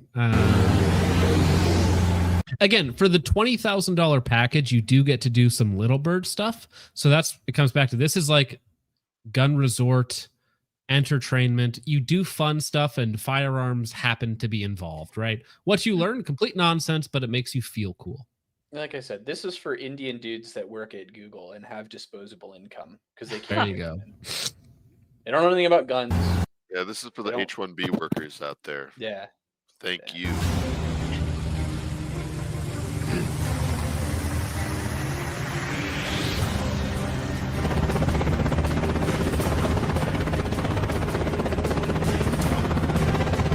I mean, this goes way better than the rest of their footage. Just show this. Never show your CQB stuff online. Just show this. This is, I'm like, oh, okay, yeah. No, you can't. No. Whoa, no. Is that a Pan AV no. Ultra Dot? Oh my god. No. That's awesome.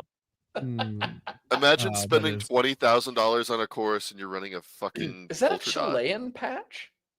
No, it's the Israeli tactical patch. That's No. On the guy's That's arm. Texas, right? Is it Texas? No, because Texas. I guess it's is it Texas. Red, white, and blue with the star. Yeah. Tell you Yeah. that or Chile.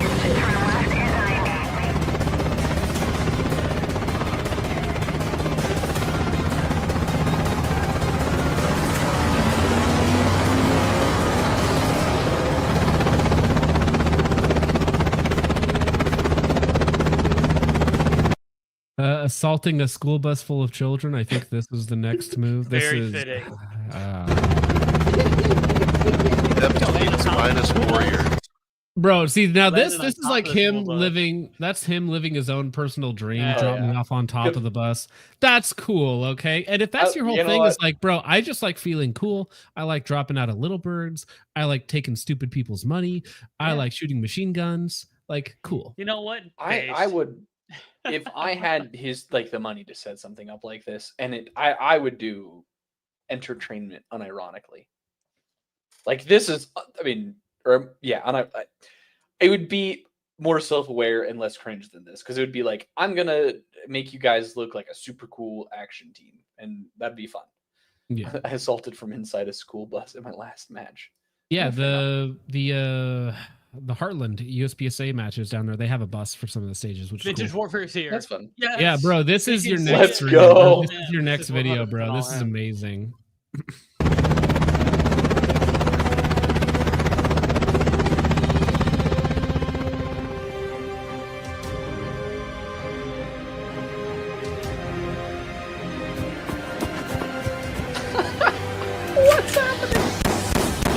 Oh my god, he's killing all the kids.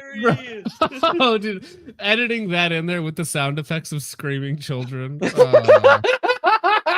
That would be really good. Fuck. Dude, what did they practice this maneuver? All right, give me the leg up so I can shoot through the open window at the back of the bus or something.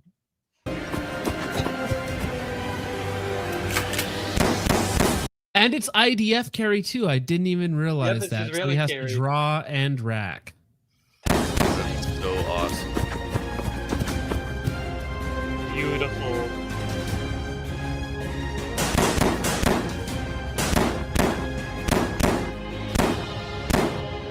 Did they add muzzle flares? Those after effect muzzle flares? I think it might just be inside of a bus, so it's dark. But let's see. Okay, that one's fine. It looks like that guy fumbled with his Glock for a second and then just popped a round off accidentally. Love to see it. It was a little jarring.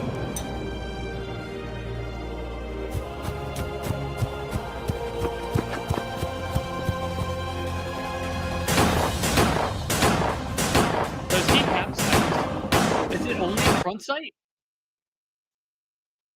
Only a front sight? I can't really tell. He's got a red dot on there, I think. Does he have a red dot? Okay. Or wait, no, is that his headset? It looks like he had no. Oh no, that is his slick top carrier. I mean, there's nothing on top. You're right. It is literally just a front sight. Top. He is going full Johnny Somali. Jesus, take the wheel. What? And the other guy's front sight's not deployed, or rear sight's not deployed either. I feel bad because, like, I know that this guy, unless he's just a buddy that they dragged out to film with them on this trailer day, like, he paid a lot of money to be here. I think I know who you could have bought. It does kind of feel bad.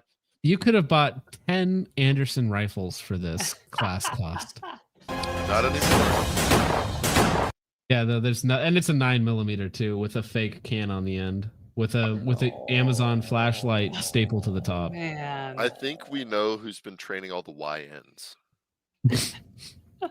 It always comes back to APAC or is. No, I'm just kidding.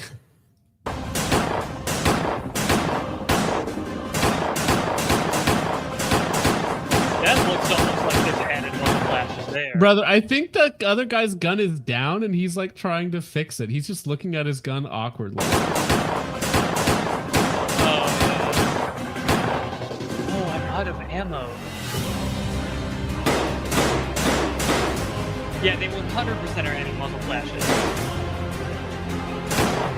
Yep. Yeah, see that one? Yeah, that one was definitely added. Oh, you're right, they're actually. Some That's of them. so funny. Yeah, they're adding some. Probably paid a lot for the cummerbund extender. Oh. Yeah. I mean, this is your cummerbund? The little bird stuff, okay? Landing on top of the bus from a little bird, cool, okay? Yeah. Everything else after that, cut it. Okay? Yeah, buddy. Israeli Tactical, #1 sponsor of the Focus Strip channel. $1,200. No. Sorry. $10,000 an ad read.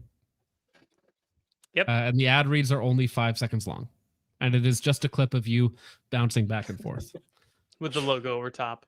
Yeah. As long as you get one person to sign up, it's worth it for them. That's true.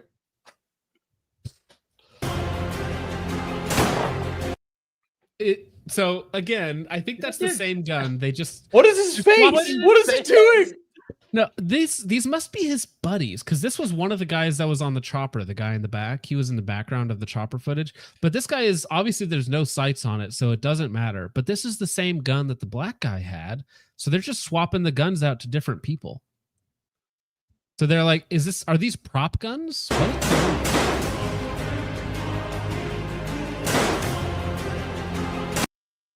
So let me go frame by frame here. So yeah, so that's definitely added. Yeah, that's added. And is it the exact same on the next one? But they're shooting, so it is just they're just adding the flame effect to make it more exciting, I guess. Yeah, there's one shot where the drone they're using to film is flying over. Oh, that's funny. Look at that. Right in a row from one dude's rifle. So this is the real blast, and then 2 frames later, they have the exact same PNG overlaid. Hell You yeah. can tell that they're added because like the muzzle will be here and the flash will be here. Yeah. They didn't get it angled properly.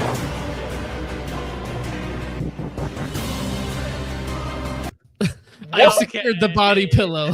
This is really funny. God damn it. Fuck. What a great image. Now we just need to get together, a bunch of us, one of these days. So And, like recreate this, and then but the hostage that we're rescuing needs to be like an anime body pillow. A waifu secured because they shot it like 20 times, and then he's like, the VIP has been secured. Waifu secured. Not my waifu. Oh my gosh. They'll come in handy later. Oh no, this is real. This is real. Is really tactical. Yeah. Oh, please do. They're doing what I think they're doing. Yeah. Okay. Why is she in the back?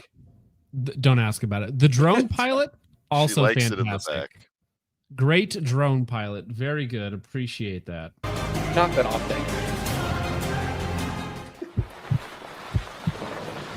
Heartbeat. Okay.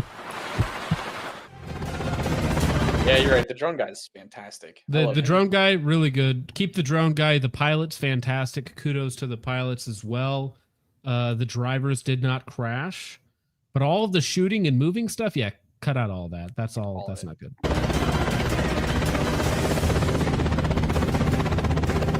And also, just okay. So you start out with the heartbeat, fade in from black, right? It's the people coming, the choppers are coming in. As soon as the cars come into frame, then we start to get some music going. We see the objective. We pan to the guys as they're getting their guns ready in the helicopters, right? And then they hit the objective. Then the music cuts in, just like Bones' mic, making everybody's ears miserable. I don't know who it was. I don't know whose it was, but it just happened. Me again. Oh, sorry. I backed it. But I mean, come on. I could edit this far better. And I wouldn't charge you whatever you got charged for this, sir.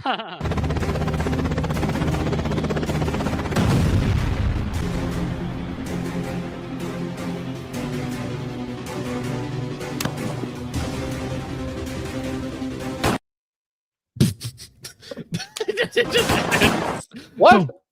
Okay, but so we finally get some decent looking CQB stuff, probably taught by the actual guys. Actually, you're probably right about that because that's the $21,000 course. Again, only the highest, most expensive, longest course gets the actual 2 trainers, the Secret Service guy and the Ranger. So that one costs 20 grand. The other ones are all, what do we call this guy? He was Shinbet is what he claimed to be. Shinbet. I don't know. I don't know much about the Shinbet like training. Doesn't look good to me. Looks a little goofy. Oh, it actually just looks unsafe too. Yeah, just a little bit. And just all right, we have. Why do you not have your gun up when you? All right, we're not gonna break it down. We're go down the rabbit hole. No, thank you. It's fine. Listen, okay, this move is all you need to know. Okay, the tactical lean back too is real good. It's the spin twirl. The spin twirl. Could we hold him that frame right there where he's leaned back, his mouth is open, and we get a side by side with that picture that Logan took where he's shooting the gun. He's really in focus and he's really into it for the poster or whatever it was. We need both of them aiming at each other. Yeah. Actually, true. True. Ooh, that one right there. Yep. There we go. Oh, that's good. The pop a match made in heaven. Money. It's Dracula flow, baby. Let's go. But there is hours and hours worth of content on this channel. Todd and Dogs for $2 says bring the J, rubbing his hands as a target to class. I don't think they'd be happy. They'd still take your money, but I don't think they'd be happy with you doing that, Todd and Dogs.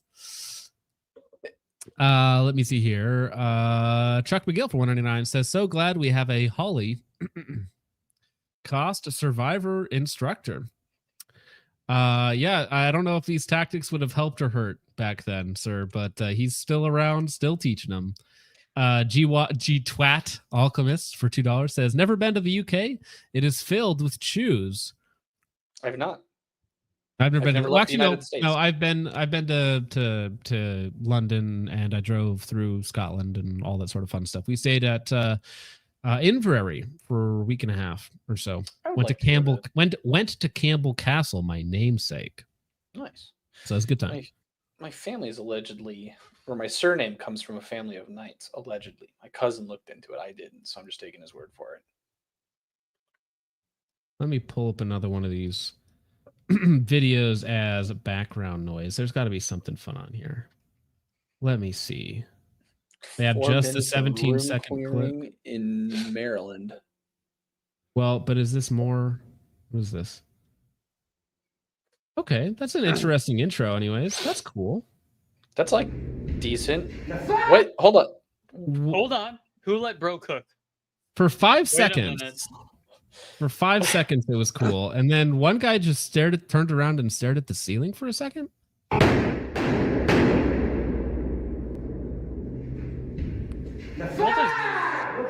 Yeah. Again, so this is all for this guy's badass entrance, I guess. That's the entire point of this.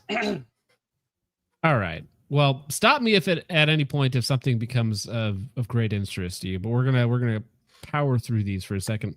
SV89 for $5 says they sure have a lot of fancy moves, all for literally shooting their pants, fighting 60 IQ sand people, and getting BTFO'd.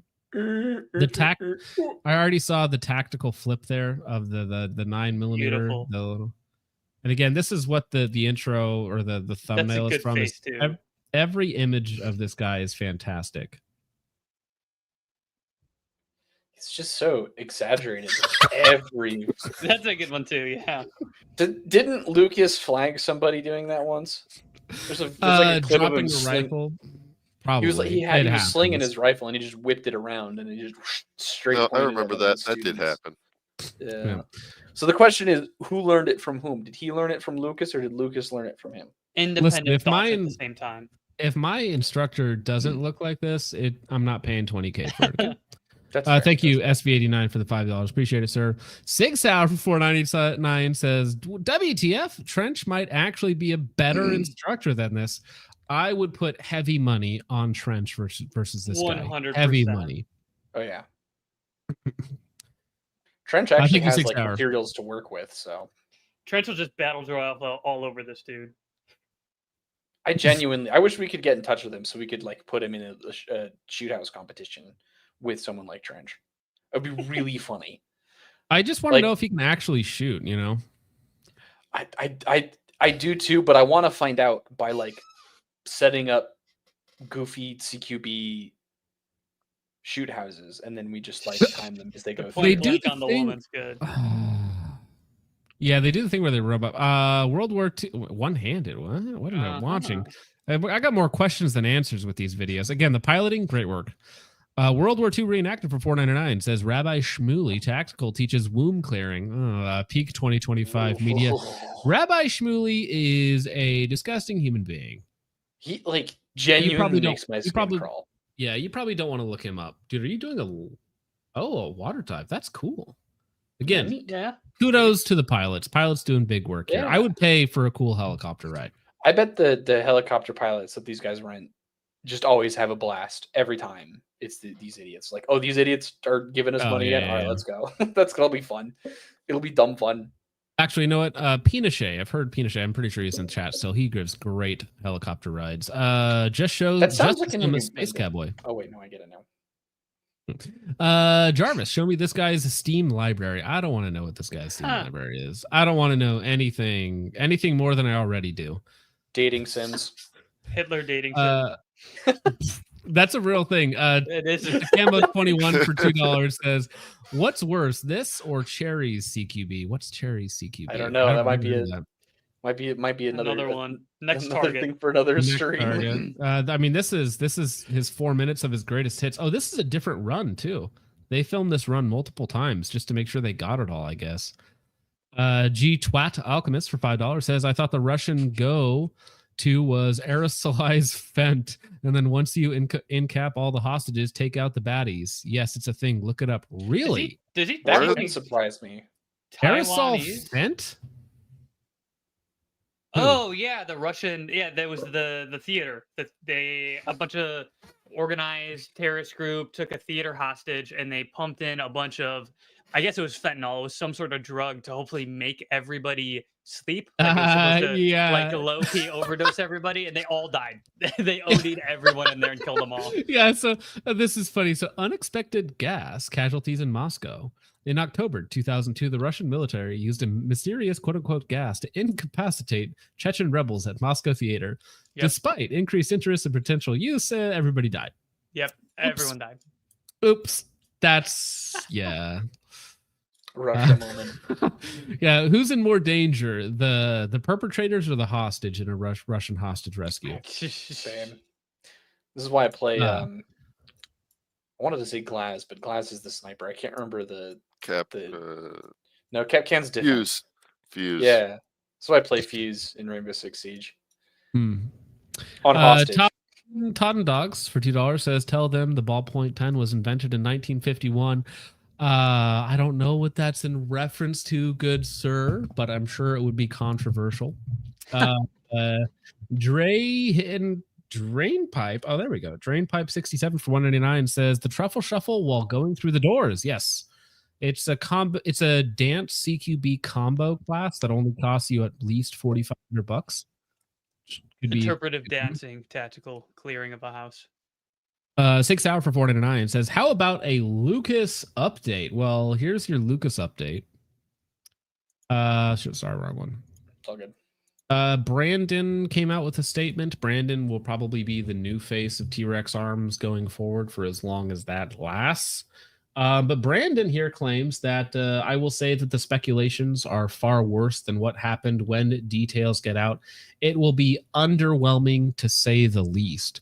So Brandon is downplaying the whole event between, Lucas leaving T-Rex Arms and whatnot.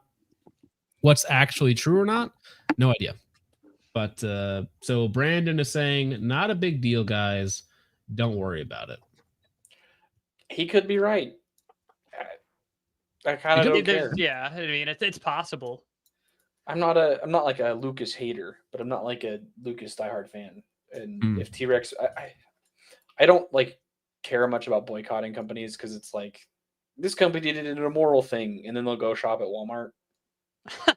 Sure. Yeah. There's levels to it. But yeah, that's fair. There's some fairness to that, but I don't get into it. I kind of just I want, is this product the best product that I need? Okay, I'm gonna go get that one. That's my thing on it. Thank you very, very much for the $4.99. 6 hour. 6 hour for $1.99 says, is this a new way of post-birth circumcision? All circumcisions are post-birth. I don't get it. Sorry. That's actually a very good point, Sig. Get your facts straight there, sir. Yeah, definitely some NDs happening around these classes. That's what I'll say. Thank you very much for the $1.99, sir. 6 hour for $4.99 says, it's Doug and Steve Butabi from Night at the Roxbury. One-handed shooting into a bus full of children drill for 5 reps or something. I don't know. Thank you very much, 6 hour for the $4.99. Appreciate it, sir. It's hard to do Mitzitza Bepeh in the womb. Well, yeah, you know how to say that. I couldn't even pronounce that the other day when it came up on stream. Yeah, I don't know if I'm saying it right. I'm guessing. Oh, okay, perfect. And your just guess say is with good confidence. 6 hour for $1.99 says 5 minutes later she reported her 320 ND'd. Well, she definitely launched a few rounds over the berm. She runs up to the target. Yeah. Thank you very much for the $1.99, sir. Drain Pipe 6749 says Jewick. Yes, that's what I think. It's LARPing, right? It's just like you want to look cool, you want to be cool, so this is what you do. Which is fine. Bojangles. Sure. If you want to learn to look cool, and stop with this goofy. Bojangles for $1.99 says nothing, but I'm sure people responded to him with a certain letter of numbers. So thank you very much for the $1.99, sir. 6 hour for $1.99 says the retired vet copter pilot says these facts again. Yeah, no, I mean they get paid, right? So they don't really care. They're like, all right, so you want me to land on top of the bus so you can get out while your film crew is there. And then he's like, just make sure your drone pilot doesn't crash us, please. Thank you very much for the us. Oh my gosh. Mike Spector for $10 says, I denounce the Talmud. Well, guess what, buddy? You could have done that for free, just like the rest of us. Do. Yeah, thank you very much. Appreciate it, Mike Spector, for the $10. Very based. 6 hour. There's lots of wacky things in that book. Lots and lots of wacky things. Some people exaggerate parts of it, but it's still bad. Moving on from that topic, before we get taken off of YouTube, 6 hour for $4.99 says, when you pay all that money for the class, you can't afford a gun. I think they handed them a gun that they had in inventory, and they just got a bunch of bodies together for the trailer. I don't know. I think those were extras, not actual students. I think. I could be wrong about that, but no way somebody showing up to a $5,000 class without a rear sight and an Amazon special light, right? I wouldn't say no way. I have a feeling that has happened. God, if I were rich, I would buy us all one of these. Like we'll all could do it together, because this would be the most fun thing to do with the boys. Well, yeah, we would getting a group of guys who actually know what's going on and just going through this course. Well, I would say we would just do a parody video. Yeah, that's fair. Right, and it would be like a Carnicon video, where he's just doing stuff for, have targets with googly eyes on them, and it just the wackiest scenarios imaginable. Pat becomes a new member. I don't know what that means, but thank you very much, Pat. I hope you enjoy your membership here. I don't know. I don't think there's any perks, but it's like a. I know. I'm joking about that, but you don't get anything for it. So I thank you, but it if you super chat, you at least get us to read off. I think you might be able to make private or like. I think there are some emojis. Paywalls. Yeah. You can also do member only. It's member videos. Yeah, it's like paywalled videos and pinned emojis. Subscribe to my OnlyFans. SB89 also became a member. Thank you very much, sir. And then SB89 follows up for $2 and says the Hollow COTS is fiction. In parentheses, he says it should not be. So whatever the Hollow COTS is, he I guess hopes to make it happen one day. Spicy take from Mr. SB89. Pat becomes a YouTube member. Thank you very much. How did you get that in there again? How did Pat become a member twice? Be member, become a member again. And GB Guns to end us off for tonight says for $5, these streams need intermission so we can download and reload liquids. Yeah, 3 hours is a long time, but as of yet, I've never left a stream for a moment. I'm here for the whole thing. Damn. No breaks, no nothing. Bladder made of diamond. Rock iron bladder. That's right. All right. We can finish out this video real fast. I do love the tactical. What do you call it? What is this? Bunny hopping? I don't know. Yeah, this there's Chinese. Random PLA training. I can't tell. Did I must have missed it while it was going on in the background. Yeah, I was gonna say something, but it's not Taiwan because they have the QBZ-95 or whatever the fuck their weird bullpup rifle is. So really just random PLA training. No way, he really got a gig with the PLA? Good. Like that's unironically good. I mean, yeah, that's perfect. We need to be teaching. Like if I were the CIA, I would be hiring goobers like this and making them all fancy and silly, and then like slowly pushing them to go train my enemies. So here's the real question: can I scam the PLA into giving me like 6 figures to just do meme training with them? Yeah. It'll just be absolutely retarded. They're not really that smart. That's my next business venture, is scamming the PLA so I can teach them like all sorts of like one-handed spin twirl mechanics. Morally, that's your duty as an American. Yeah. Actually true. Yeah. Yeah. Like they've been doing it to us for so long. It's we need to pay them back. No, they just give us vent. I guess we got to teach the Indians the goofy stuff. I mean, they already know that. They've got the motorcycles with the spinning tops. The logo on the right side does kind of look like it. Wait, what a high-tech maneuver. So they literally grabbed the the cargo compartment from the bus. Oh, You gotta to check go for behind Mexicans. Well, no. Why did they do that? Did they do it to actually look inside? I thought they were going to boost somebody on top of it. I think one of the guys sits on it and then he boosts a guy up, which is hilarious. Oh no, it just cleared it. Cool down, relax. You're gonna get your money. Look, I'm not armed. You see over here? Come back. He did an Israeli carry. Interesting. Did he really? Yeah, he didn't. No, he didn't. I don't think he racked it. He just.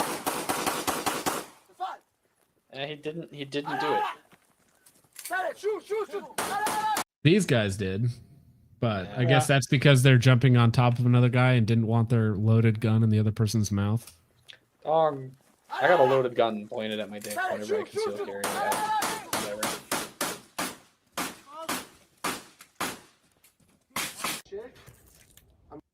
I don't like the idea of running into a bus while other people on the outside of the bus are actively shooting into the bus. Yeah, that seems very unfun. Super safe, guys. Trust me. It's totally okay. The mag fell out of the gun. Shout out to all the Chads in chat who have been here for the whole 3 hours. Yeah, dude. Dedication. 6 hour, man. What a Chad. What is...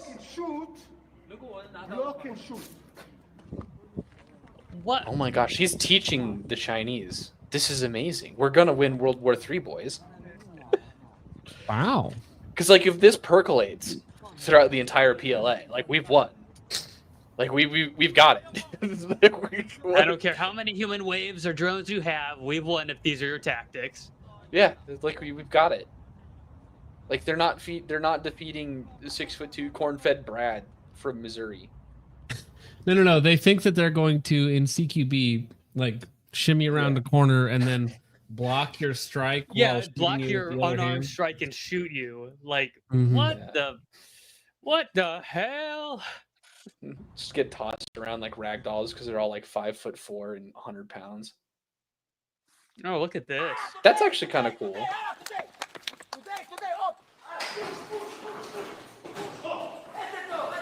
What unit is this?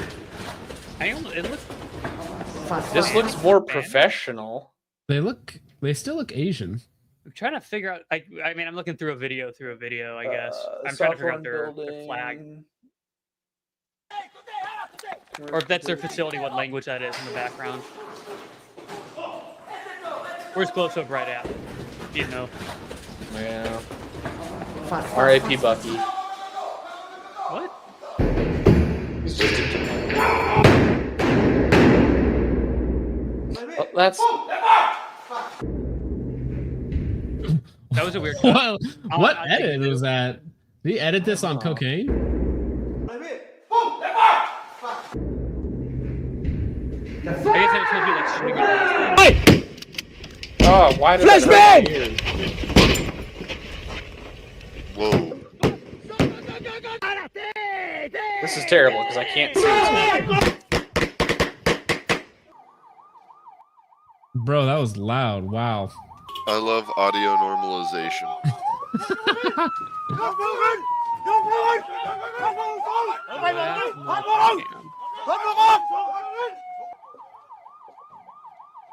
What's happening? Did he just pretend to strike the driver a bunch? Right. I think that was the point. Was take was, I like how this guy's just giving his legs a little hug. Give him a good squeeze. Let them homies know. I mean, you need a core workout. Gotta get that. Breaking windows too. What? And now we show you what happens to communist. We call this one the Cambodia killing fields drill. Dark.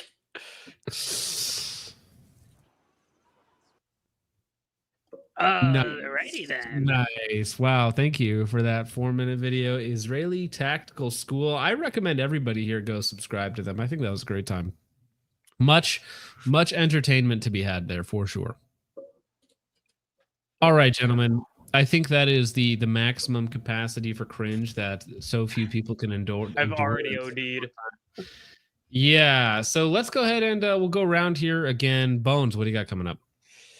I'm currently putting the finishing touches on my after 10 years of running an AR. This is my rifle video. I'm super excited for it. It's taken a long time, and I put a lot of work into it. So that's hopefully going to come out tomorrow morning. Oh, heck yeah. Awesome. Good to hear it. I will watch it.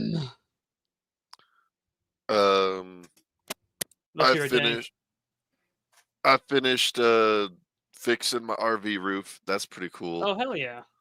Nice. I also have to go to work tomorrow.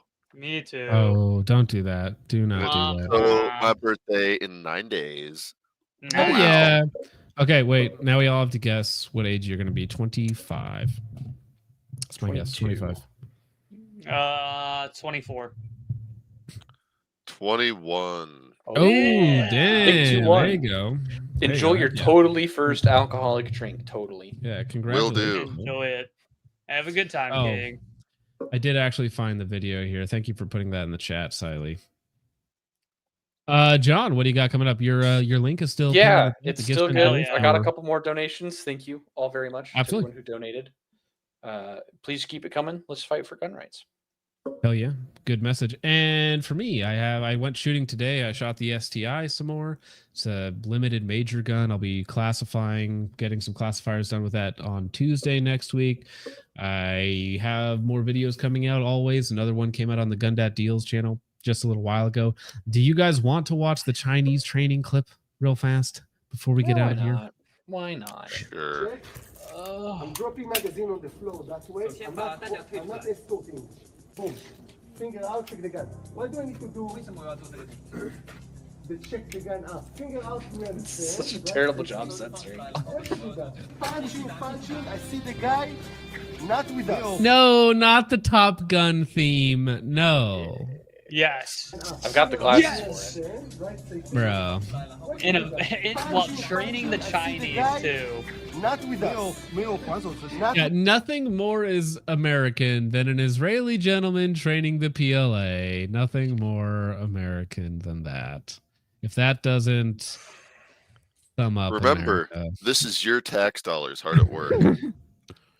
Yeah.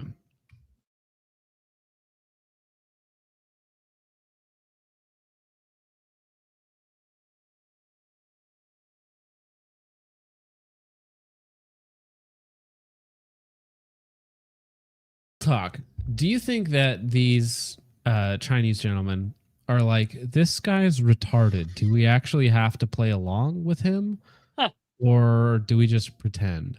I think they don't know better because their government won't let them know better. Like, with CCP censorship, I don't think they're allowed to watch cool American stuff. They can't look up Taiwan on their search engines. I don't think they know much. Interesting.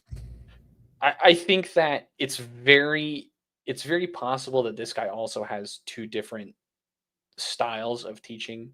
One that's a little goofy, played up for the camera, and for like the cheaper classes, for the what did you call it? Entertainment. Yeah, entertainment. Yeah. And then he has a bit more of a, probably still bad, but a little more serious, less goofy version for clients like this. He beta test is training on American civilians to go take the finalized version to the PLA. Just which like I'm sure has like, it looks almost the exact same, just minus the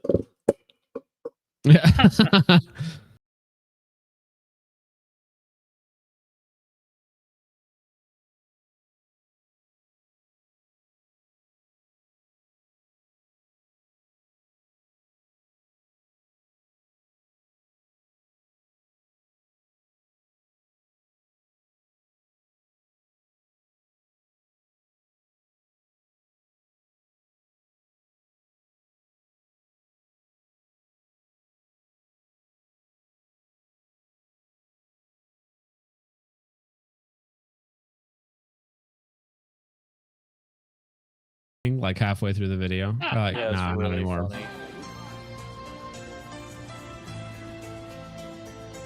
By the way, the last part of the stream is 100% getting cut out for copyright, just to be clear. So the only people that will ever see it are me and you that are here right now. That's fun. This is how we do the feel up inside of the vest. You see, you must reach up there and get a good grab before you go.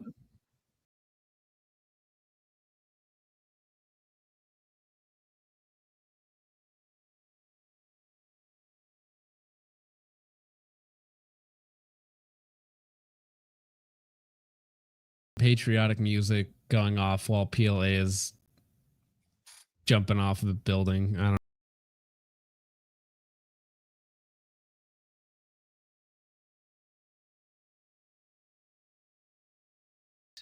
Will use American music in their propaganda. Well, they copy our music like they copy aim points. So, well, even though that's Swedish, isn't it? Aim points. Yeah. Yeah, it's still copy. I'm sure they copied the EOTech. The Russians did. Well, I was gonna say, you know, didn't the Israelis, didn't they give China data on our fighter jets or something like that a while ago? Wasn't that a big scandal? Yeah, it might have been. I don't know. First they took the F-35 plans, and then they took the CQB training. Unbelievable.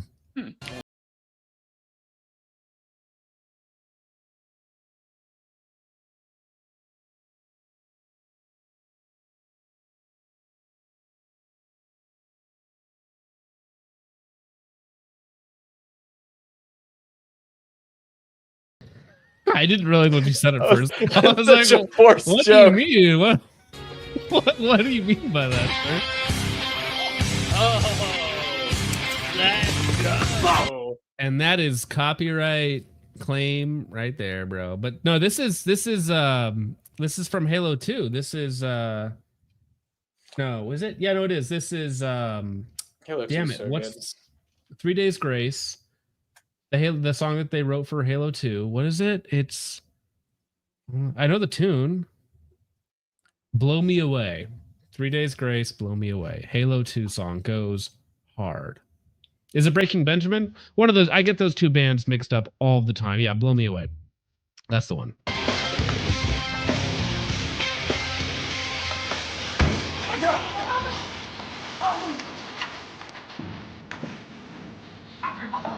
Halo 2 trailer with this. Super hard. Super hard. Based. When World War III kicks off, we're gonna stack so many PLA bodies. Why is it dude with the shield in the back? He's protecting the cameraman. Ah, okay. Cameraman never gets hurt. Remember that.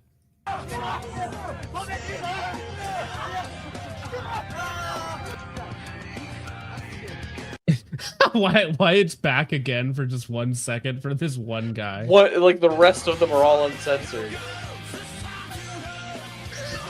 They just show different parts of his face. You could reconstruct his entire face from stills. And then again, it just cuts off, man. Epic. Fresh peanut shave for $20. Thank you very much, sir. Speaking, he shall appear says, good soup, the best soup. That was a 3.5 hour course meal for everybody of the best attack to cringe the internet has to offer. Thank you very much, Fresh peanut shave. 6 hour for please don't. We're done. 6 hour for $4.99 says this is Chinese bus fare inspector training. Gotta kick. Yeah, this is how you kick vagrants off the bus, Sonny. I mean, I wish bus fare was like we had policing of public transit in the United States. You mean like you that. wish it wasn't dirty and disgusting and awful all the time? They got reports of Rosa Parks. I ain't finna move. Oh, dude, man. that meme, oh my gosh, I gotta look it up now to end the stream. All right, surely Google will not let me down. Come on, give me the meme. This instinctive boob grab. Yeah, that is pretty good. Mike Spector for $5 says these are the kind of tactics you end up with when you make it illegal to make fun of you.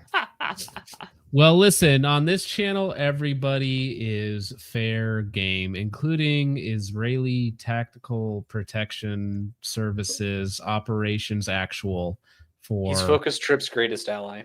Yep. He's my greatest ally. It's true. He hasn't sold my secrets to China yet because China looked at the offer and was like, these are worthless. But, all right, gentlemen, with all of that out of the way, thank you so much for watching. I hope you all enjoyed. I will see you in the next one. Have a wonderful night, gents. Touch grass. God bless. Man, these people took my peace from me, then they froze my bank account. I got so much hurt inside me, got no way to let it out. Think I'm stuck in the silence, where's my faith? I'm dying.